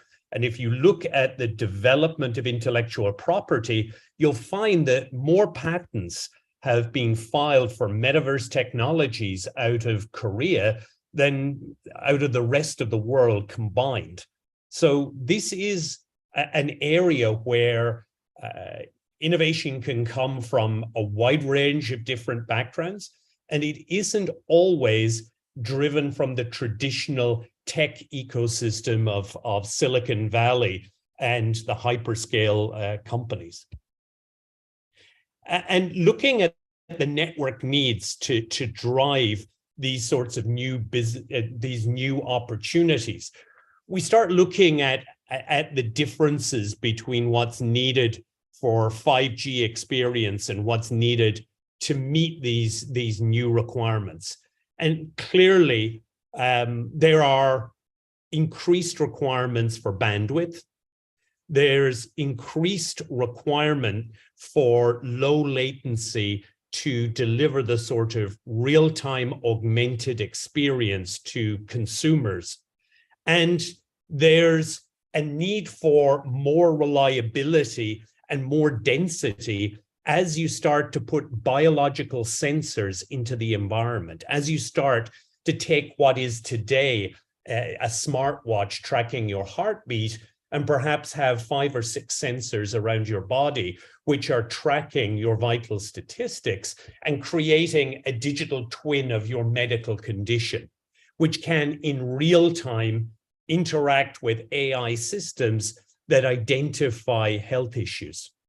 Now, that may seem like science fiction, but we're working with partners who are creating the prototypes of this technology today and are helping us understand what a 6G network will need to be in order to meet these expectations and these demands.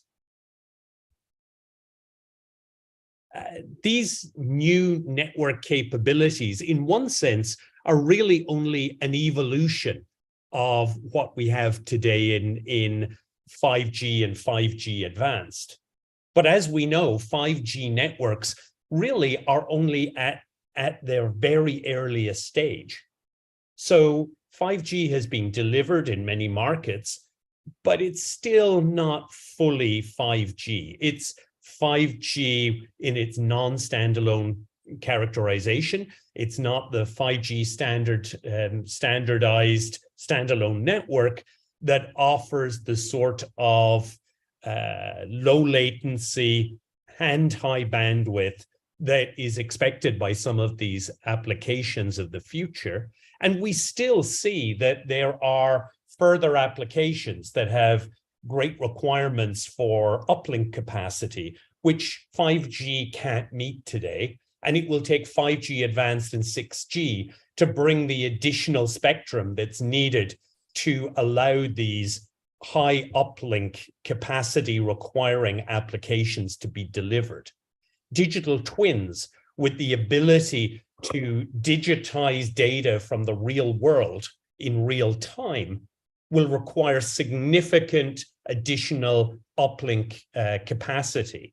If we take some work that we've been doing today, using LiDAR sensors to detect a physical environment around a robot in an industrial workplace, that LiDAR can create enough data to almost saturate a 5G uplink.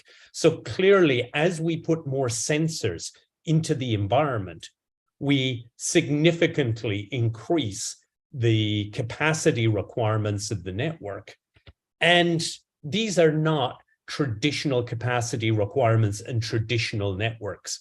We will need localized solutions for localized capacity demands. And you won't build a ubiquitous network that offers the same capabilities everywhere.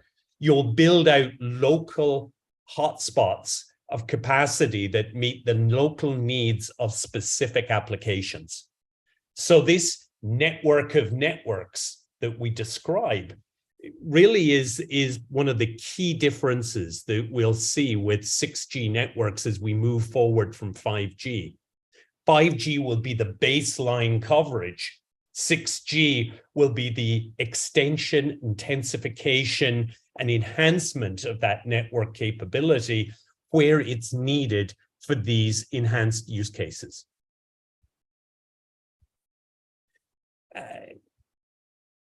So as I describe it, we're going to have extreme performance and specialization within the network.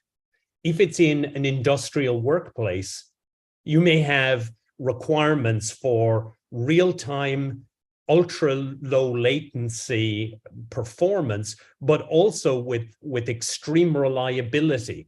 In order to protect humans in the workplace, you will need redundant connectivity solutions, multipath connectivity solutions, in order to achieve the level of reliability that's required for those particular use cases. In vehicle, we expect to have communications, not just between the vehicle and other vehicles in the surroundings, but between the vehicle and the other components of the vehicle. Rather than cable wiring every sensor and component of the vehicle, we'll be able to use wireless technologies within the vehicle, between the user and the vehicle, and between the vehicle and the surrounding environment. And as I've mentioned already, we'll have in-body sensors, either on the surface or embedded within the body, producing the data required to create digital twins of the human body. Now, you think about those extreme use cases, some of them are very, very localized.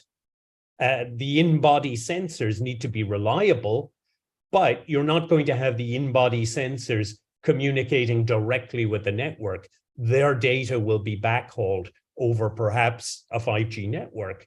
In-building solutions and exterior solutions are going to be very different. What you have in a macro network will be very different.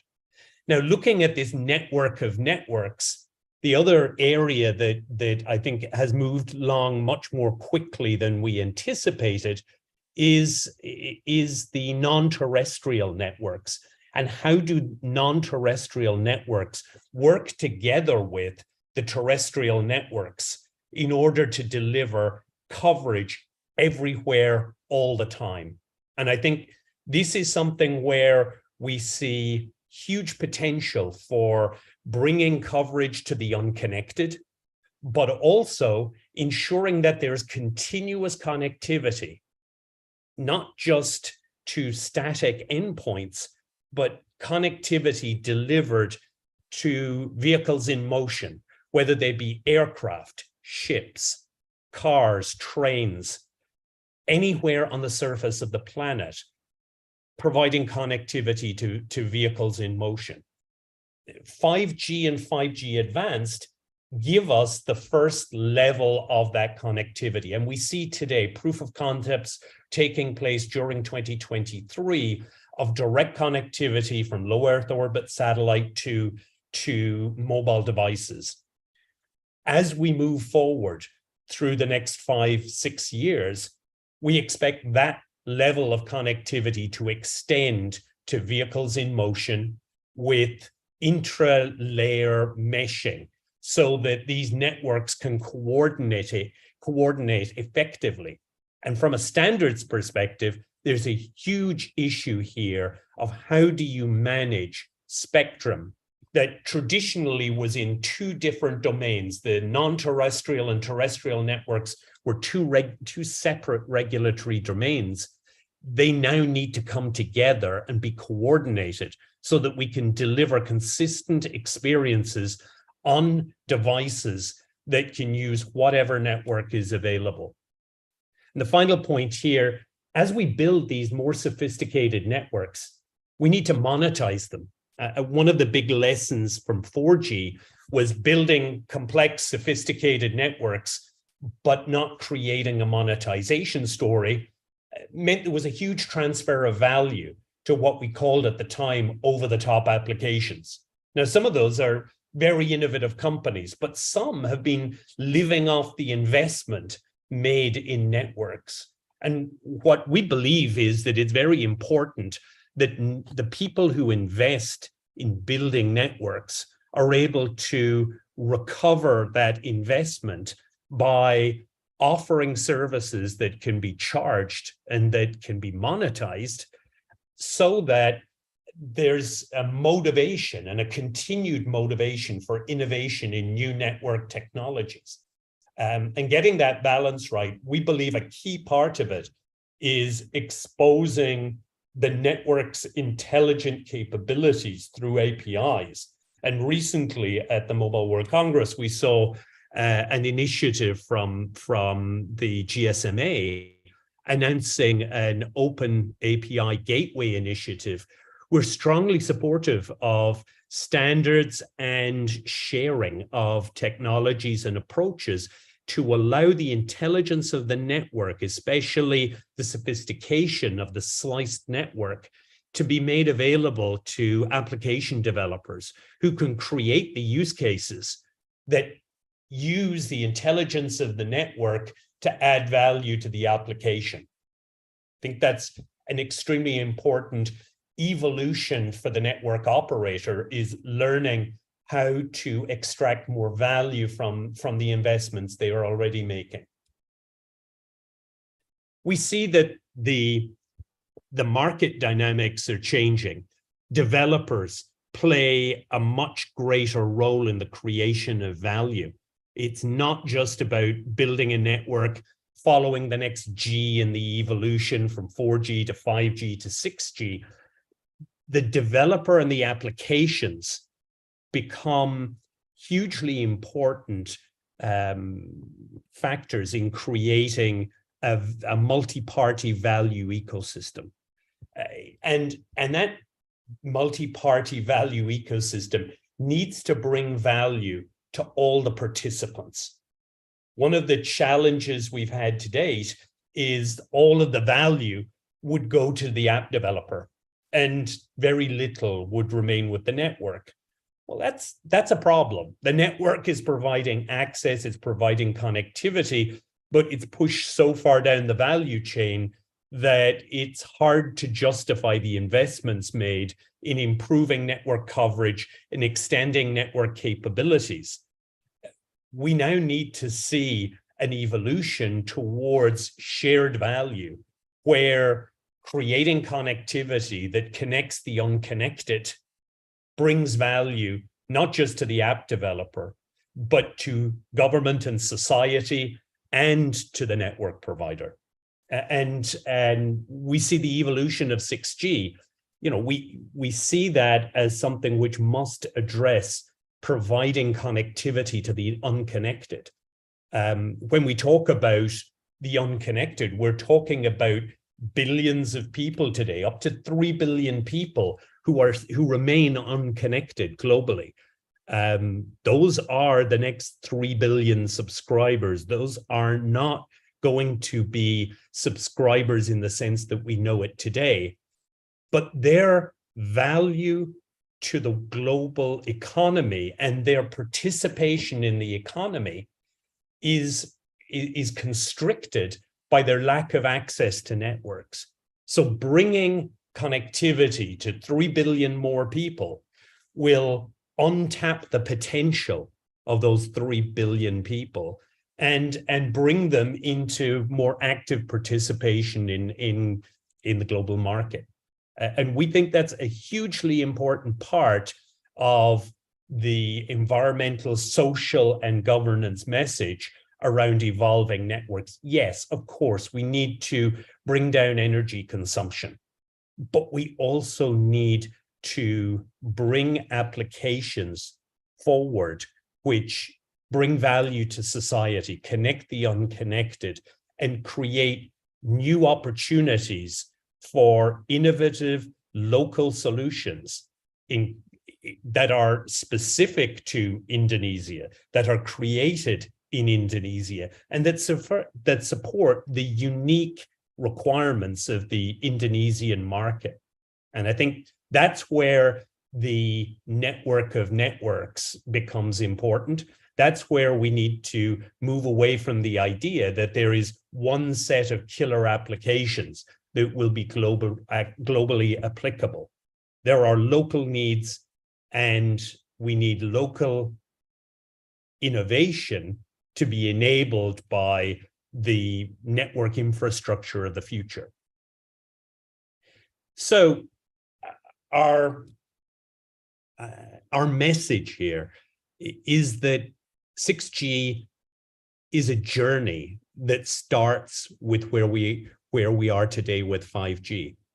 As networks evolve, and they will evolve, we don't see 6G as being some magic, you move from 1G to another and suddenly everything's obsolete. We're creating in the 5G environment the incubation environment to create 6G applications, to test and explore ideas that will come to full fruition with 6G.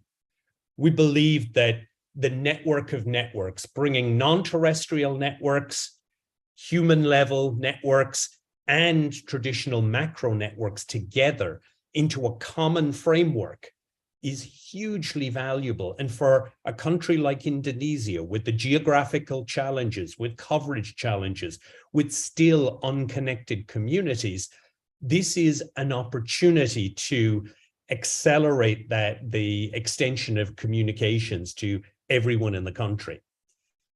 We think specialized subnetworks can be pockets of value. And whether those are specialized subnetworks which are part of a macro network, or they are private networks dedicated to a specific application or industry, we think those can be developed today and expand as 6G comes to fruition. And network as a service, this idea of exposing APIs and creating an API economy for Indonesia and Indonesian developers.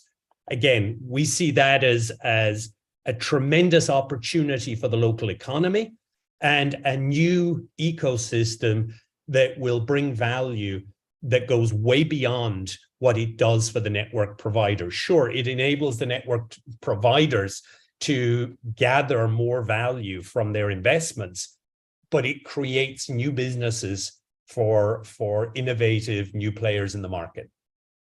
So that was all I had to say for today. Thank you very much for listening, and I hope you found something informative. Thank you, Mr. McKay, for your presentation. You have explained to us the evolution of networks in the future is moving towards a multi-party ecosystem. Now we move on to the next session, which is the Q&A session. We have received several questions for several speakers. And first of all, we have three questions. First, we're going to give a question to Mr. Amunugama. Are you still here with us? Mr. Amila Amunugama, are you? Can you hear me? Yes, you still. Yes, I can hear you. You have a question for you. First of all, the question is, how does government regulate ethics issues in artificial intelligence to ensure the fairness, privacy, and accountability? And the second question is, can you explain more specific on the ITU Regional Initiative 2023-2025 in ASP4 enabling policy and regulatory environment to accelerate digital transformation, like what activity that includes in this program? And the third question for you is, based on ITU recommendation, Which steps should come first on the implementation of ethics on AI with big data, whether it's the government or private sector or both sectors should cooperate together? I would like I would allow Mr. Amunugama to answer those two questions. Thank you. Thank you very much for posting those three interesting questions. Starting from the same order, to talk about how to regulate ethical issues in artificial intelligence domain and ensure fairness, privacy, and accountability. It is, in fact, it is really challenging because it is the kind of social belongingness related consideration when it comes to the real aspect. So, in terms of IT recommendation, the governments can formulate policies and regulations to ensure affordable ICT access. That is the basic need in terms of digital services. So to all men and women, including marginalized communities, differently abled communities, irrespective of their geographical location and social status, the policies can be implemented to ensure the digital inclusiveness. That is one aspect that governments could look into. And the next consideration is the personal data protection regulations and the use of consented data from the private data owners. In that sense, government can develop consumer protection policies to prevent miscalculations, approaches in which ways favoring or penalize set of technologies or methods affecting a final social result of the AI applications in cases like welfare, creation of jobs, etc. Then development of fair, effective, and transparent and impartial mechanisms to address consumer complaints through administration and judicial or alternative dispute resolution mechanisms, including cross-border cases. I would like to also highlight that I do recommend administrations to have performance scorecards to suppliers and digital comparison tools in regulated markets to hold them accountable for the outcomes of what they have promised. So those are certain things that governments could consider in order to ensure AI applications or the AI ecosystem is implemented with fair and certain extent accountability and private in terms of national policies and regulations. Moving on to the next section, it is about IT activities in Asia and the Pacific to accelerate the digital transformation. So it's an opportunity again for me to a little bit elaborate more on certain activities. The main recommendation of IDU is to have a whole of government concept when it comes to e-government services with collaboration of all sectors in the government. This will not only accelerate the digital transformation process, it will also ensure sustainable digital investment. ITU support governments and administration to have national policies on ICT infrastructure sharing, cybersecurity policy formulation, development of broadband coverage mapping, etc., and ensure broadband affordability and cybersecurity within the national boundaries. Provide technical assistance on capacity development programs to needed communities on resilience assessment on ICT infrastructure, such as data centers and other ICT critical infrastructure. And also ITU support on respect to administration to facilitate skill development programs such as AI socialization, Girls in ICT program, supporting underlying digital transformation process of respective states. Or and above, ITU conducts some pilot projects on smart village, smart islands in countries such as Samoa, Pakistan, Tonga, Nauru, Kiribati, etc.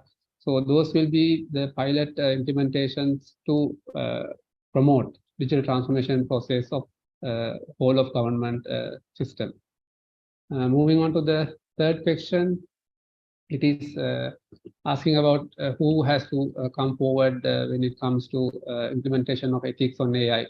Actually, in terms of national policy formulation and regulation, it is always the national authorities which may need to come forward to develop and implement those.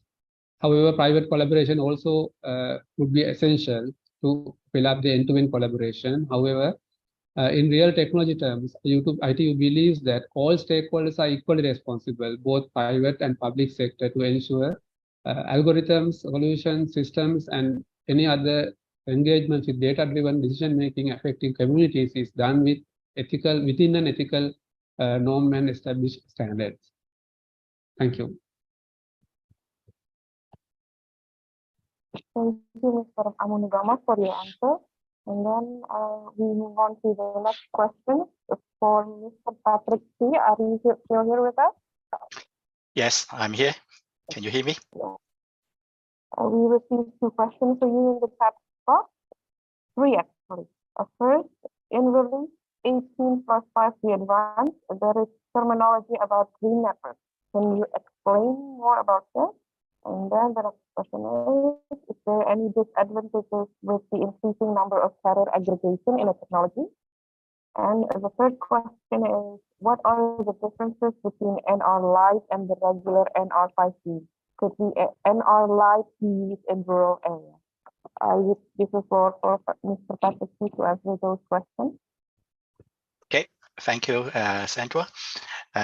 Okay, so let me try to address one by one. First question is on the release 18. Yes, there's a working item what we are talking about is the green network. So the green network is the one in which if you listen to Ericsson presentation, they also present the ways in which it can be able to help in order, to save those kind of the network energy on the base stations on it. So on release 18 on it, there are some study techniques in order, for the base stations and on the device side on how it can be able to improve the network energy savings. And there are a lot of different scenarios in which they will consider on it, and based on different scenarios, it may have different techniques in order to handle it, based on different RF terrain, on the RF condition, for example, in the urban or the rural environment, how it can be able to manage, and also on those kind of the device type, for example, while they are going for the macro site or for the small cell on those kind of the deployments, how it can be able to have this kind of the network energy savings. So a lot of things right now is in the project scope in order it is trying to define it in the release 18 or in order to how to make a greener networks. And I would believe that Huawei and Ericsson on all those colleagues may have some more in order they can amend with.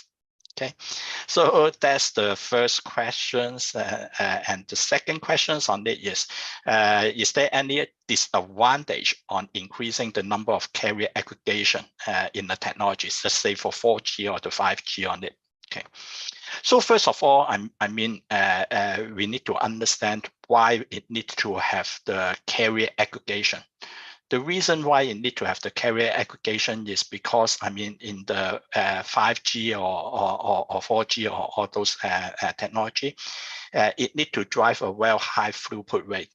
And based on right now on the spectrum point of view, not only one portion of the spectrum will have enough bandwidth in order to support similar like Indonesia on it, right? So different portion of the spectrum, you will have limited amount of the bandwidth in order it can be able to offer to the telcos or operators in order they can be able to own and build up the solution.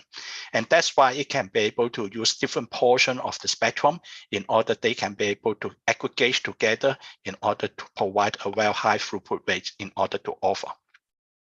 So I would not want to say, is there any disadvantages? I would say, what are the challenges in order, to have this kind of the carrier aggregation, especially if it has more and more, say for 4 and 5 of those kind of the carriers being combined together. First of all is on the capacity in order, on the processing power in order to manage. Because while you have a few carriers in order they are transmit and receive together on it, that means that on the device side, it need to have more processing power in order to manage all those kind of the data simultaneously while they are all in the same stream transmit and receive. Also, another challenge on it is on the radio front end, the RF front end side on it, because those kind of the carriers, they are in different bands. Some of them may be in the low band, mid band, and the high band. And also, I mean, some of them, they are in FDD and some of them in TDD, in which they may transmit and receive in a different time slot and the things. So it may also, I mean, generate some kind of the interference and how it can be able to manage, I mean, those kind of the data in order they are transmit and receive may not be in the same time slot and all those kind of the things. So on talking about on the carrier aggregation, then actually it will create more complexity for the device side or our chipset platform in order to manage, right? But as a result on it, it will be able to have a much higher throughput in order it can be able to offer in the market. Okay. Let's go for the third questions on it. What's the difference between the NR Lite and the regular NR on it? Okay, so first of all, I mean, NR, if you understand a bit like in the 4G on it, in the 4G and the IoT, we have the NB-IoT, we have the Cat-M1, in which the bandwidth is a bit more, is a bit narrower compared with the 4G on those kind of the carrier, in which 4G will have around 20 megahertz on it, while the NB and the Cat-M1 will have a narrow bandwidth. So similar situation right now for those NR Lite on it is for NR Lite right now our bandwidth will be limited for up to 20 megahertz, while if you look at the regular NR on it, the bandwidth can be able for sub-6 can be able to go for 100 megahertz on those kind of the bandwidth.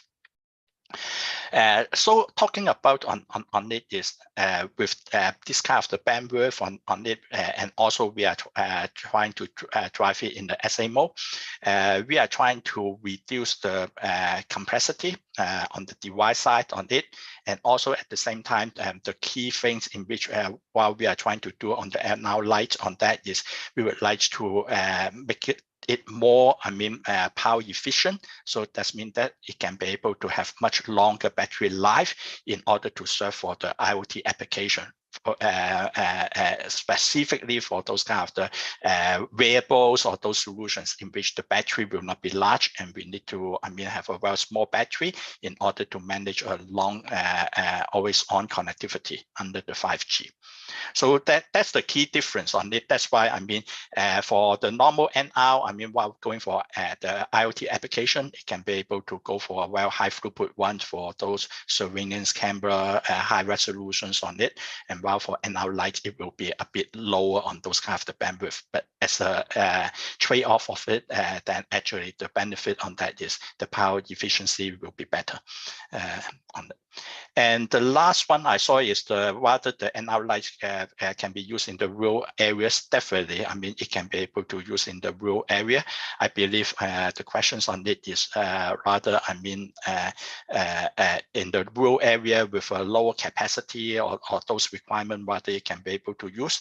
The key on that, on the rural areas on it is right now, even for 4G is similar, in which it can be able to use a low band, the 700 to 900 megahertz on those kind of the carrier, in which the bandwidth doesn't need to have a lot in order to serve. So the penetration rates can be able to make better in order to serve. So definitely, I mean, in the rural area, the NR Lite can be able to apply and also can be able to use. Okay, so I think this covered all three questions. Pass it back to you, Sandra.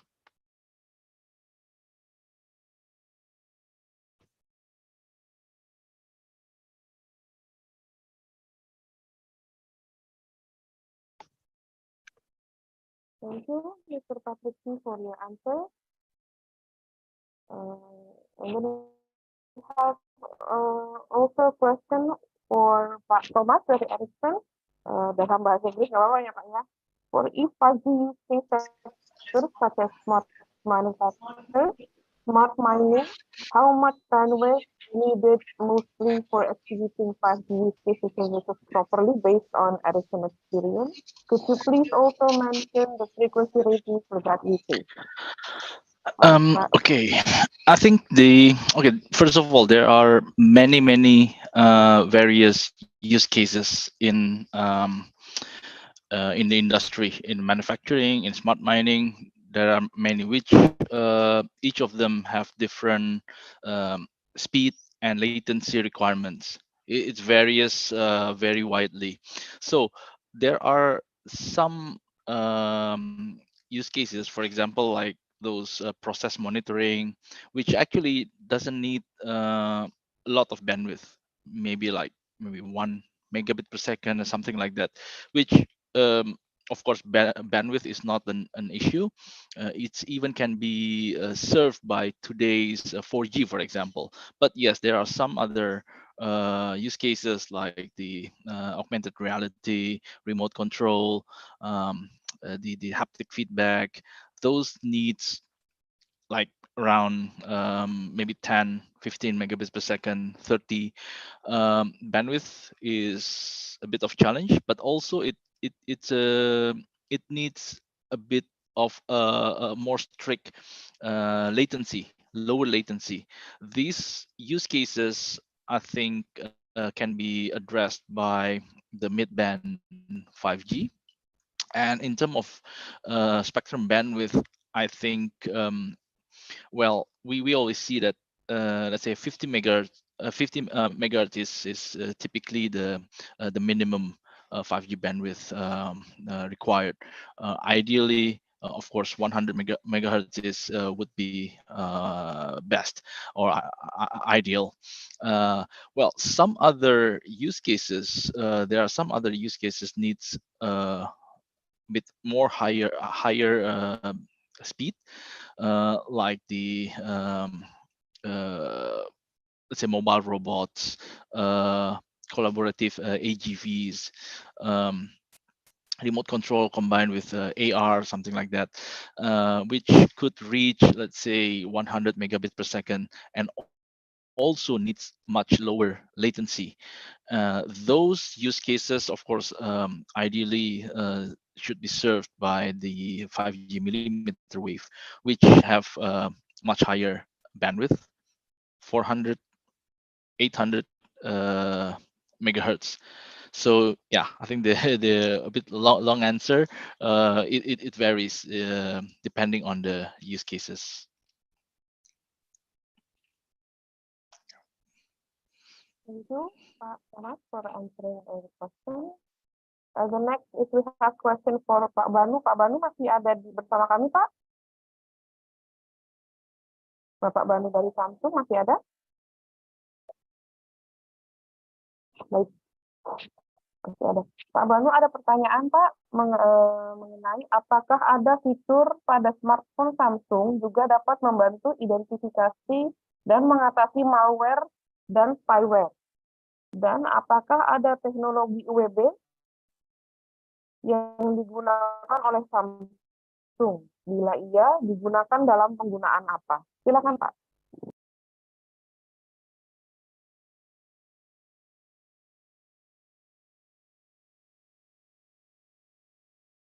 Pak Banu, mohon maaf, suaranya belum terdengar, Pak.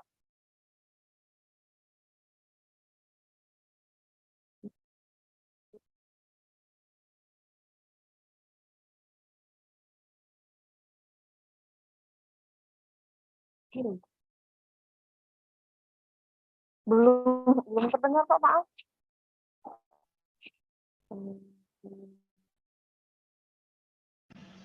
Halo, tes 1 2 3, kedengaran? Sudah, Pak. Oke. Thank you. Thank you Pak Arief atas pertanyaannya. Mungkin saya jawab pertanyaan kedua dulu, yaitu apakah Samsung sudah memanfaatkan UWB dalam produknya? Ya, ini menarik. Jadi kan kita tahu bahwa sebenarnya untuk UWB ini dia salah satu promising teknologi ya. Kalau misalnya kita lihat dari survei McKinsey di 2023, selain misalnya metaverse, kemudian 6G, kemudian juga untuk artificial intelligence, UWB ini adalah salah satu promising teknologi juga kayak gitu kan ya. Nah, jadi pemanfaatannya tentu saja kalau misalnya di Samsung itu kita lebih ke arah untuk precise location tracking gitu ya, dan juga untuk proximity based services. Salah satunya kita itu menggunakan pada features kita yang namakan dengan nearby share. Jadi fungsinya itu untuk sharing dengan sesama smartphone Samsung yang ada di area sekitar dari source-nya kayak gitu. Nah, kemudian kita juga sudah menerapkan pada smarting finds kayak gitu kan ya. Jadi ini sangat membantu sekali misalnya kalau kita punya wearables untuk smartphone misalnya untuk di earphone-nya, kemudian untuk gear watch-nya kalau misalnya hilang itu kita memanfaatkan UWB di perangkatnya kita. UWB ini sebenarnya nggak terlalu banyak diimplementasi di device kita. Sekarang masih pada level yang high-end. Kita mulai implementasi UWB kita itu untuk di series Note 20, Galaxy Note 20, kemudian juga ada Galaxy Fold 2. Nah, itu kita sudah mulai implementasi untuk teknologi UWB di perangkatnya kita. Selain itu, kita juga sebenarnya partnering sama beberapa perusahaan untuk memanfaatkan UWB di device-nya mereka. Contohnya kita juga kerjasama sama BMW ya, Mas Arief. Jadi kita kerjasama sama BMW, kita manfaatkan UWB untuk implementasi BMW Digital Key. Nah, jadi Digital Key-nya itu memang bisa menggunakan smartphone-nya Samsung juga, kayak gitu kan ya. Dan juga ada Digital Key sendiri yang versi BMW. Nah, itu kita manfaatkan UWB untuk diimplementasikan dalam teknologi tersebut. Nah, itu mudah-mudahan menjawab. Kemudian yang dari sisi apakah sebenarnya perangkatnya kita tuh bisa mengidentifikasi malware gitu kan ya. Jawabannya antara ya dan tidak ya gitu kan ya. Sebenarnya kenapa? Karena kita sebenarnya bukan yang bukan yang spesial untuk finding semacam seperti antivirus, malware dan sebagainya. Tetapi memang seperti yang tadi saya sampaikan dalam presentasi kita, di Samsung itu ada Knox platform gitu kan ya. Nah, ini memang fungsinya adalah untuk mengidentifikasi dan memprotek dari adanya program-program malware seperti itu.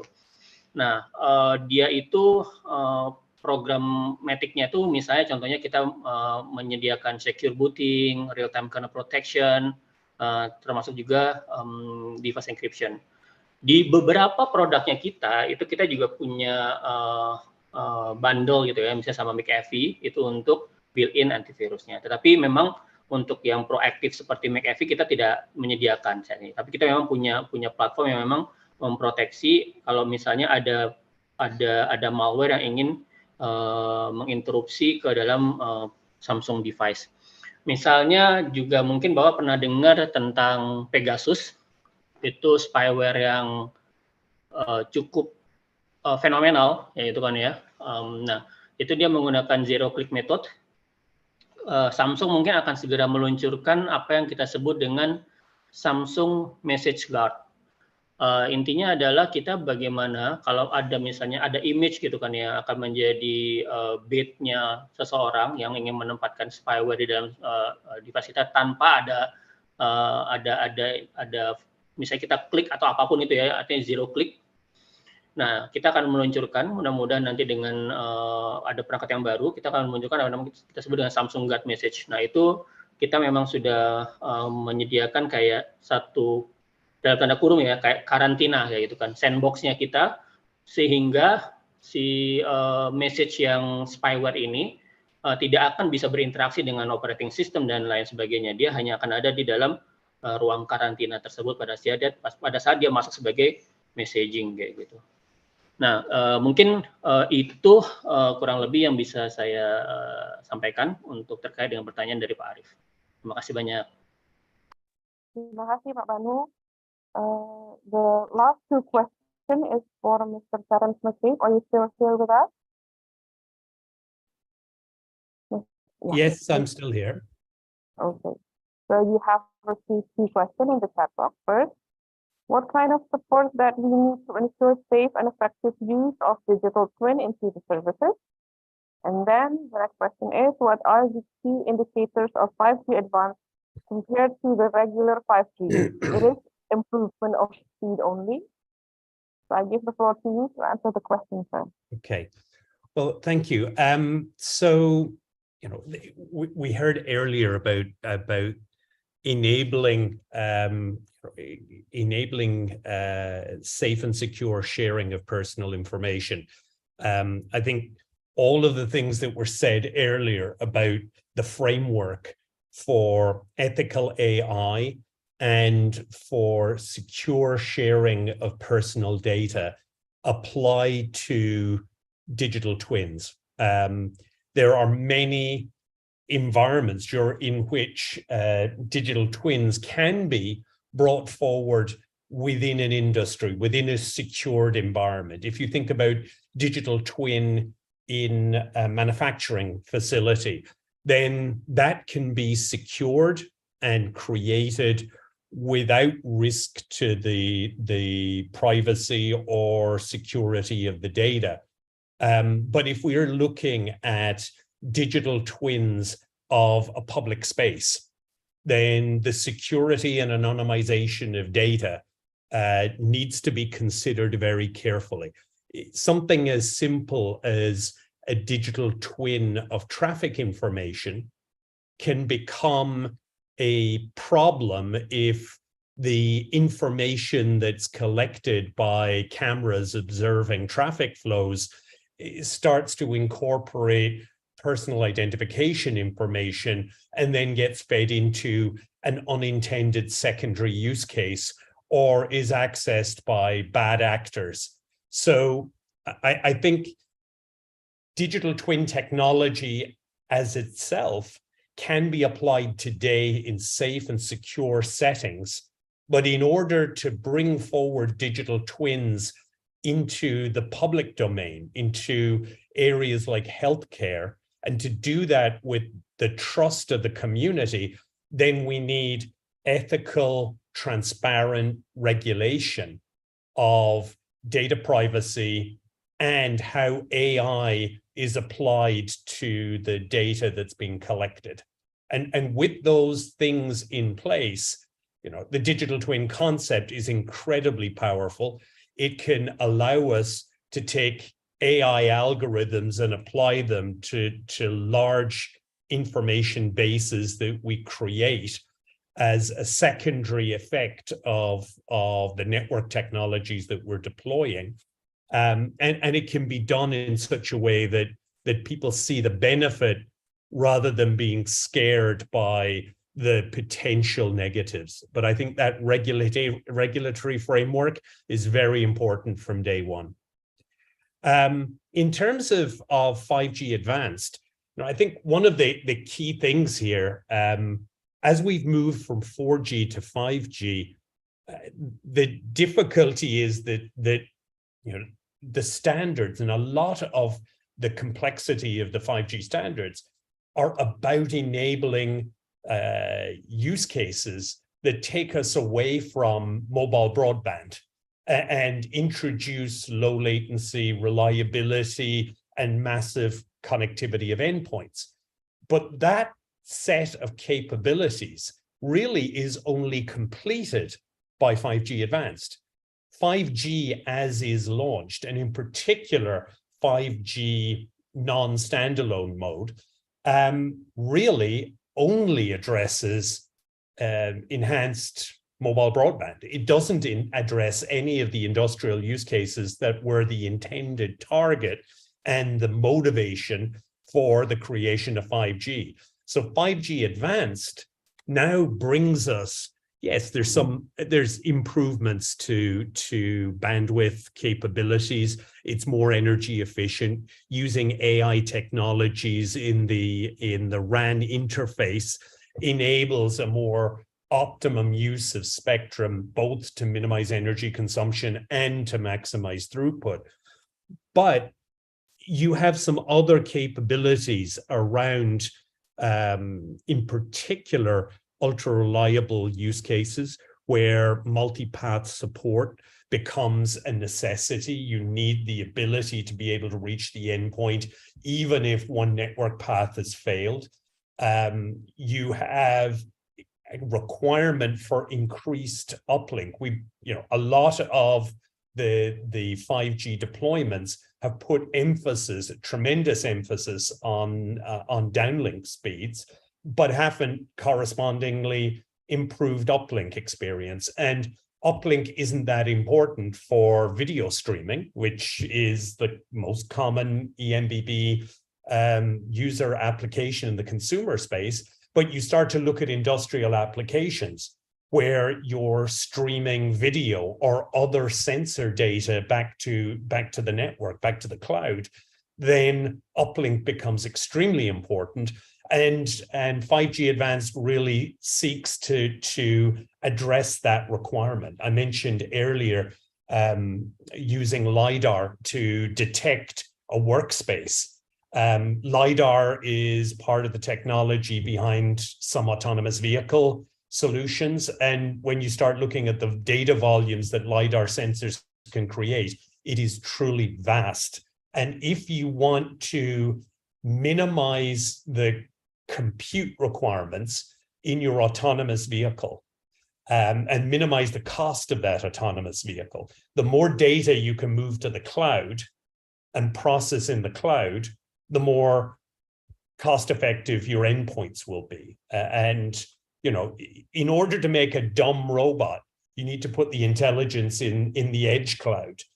And doing that is a very powerful way to drive down the cost of that endpoint and to be more energy efficient in the way you operate your network. However, it requires uplink capacity that really we don't get until 5G Advanced. And also with the 5G Advanced standards, you start to see the introduction of non-terrestrial network focused features. There are ways in which you can bend 5G to make it work for non-terrestrial low Earth orbit satellites today, but to really see that standardized as an approach, you need 5G Advanced features, which help with the network timing issues there. So there's a lot more in there besides enhancements to broadband speed. And a lot of it is about enabling industrial applications and embedded use cases. And as my colleague from Ericsson pointed out earlier, when you look at industrial use cases, there is no one size fits all. Very different use cases have different priorities and feature requirements. And it's one of the reasons why I think private networks or captive edge networks become so important. You don't need all those features everywhere, but where you do need them, in a port, in a hospital, in a manufacturing facility, that's a very high value area where you have intense use of some of these advanced features. And you'll probably need them there and have a business case to put them there much earlier than you would want to put them in the rest of the network serving consumers.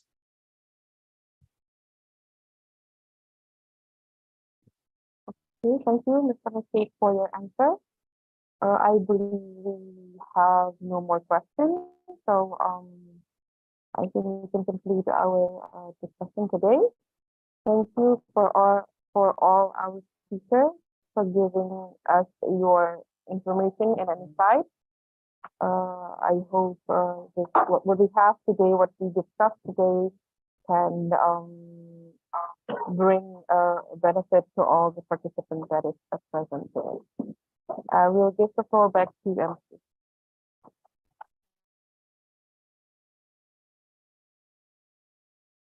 Thank you, Ms. Chandrawasih, for moderating a productive discussion, question and answer session. Distinguished ladies and gentlemen, we have come to the end of today's event. We hope that this has been insightful and informative for you. On behalf of the Ministry of Communication and Informatics of the Republic of Indonesia, I would like to thank all attendees for their activities, for their active participation and valuable contribution. Finally, I would like to thank all the speakers and moderator for sharing their knowledge and expertise with us. Alhamdulillahirrahmanirrahim, kita telah sampai di penghujung acara. Terima kasih kepada para narasumber yang telah menyampaikan paparannya. Terima kasih kepada moderator. Dan tak lupa kami ucapkan terima kasih kepada Bapak Ibu atas partisipasinya, baik yang hadir di tempat maupun yang bergabung secara online. Wabillahi taufiq wal hidayah. Wassalamualaikum warahmatullahi wabarakatuh.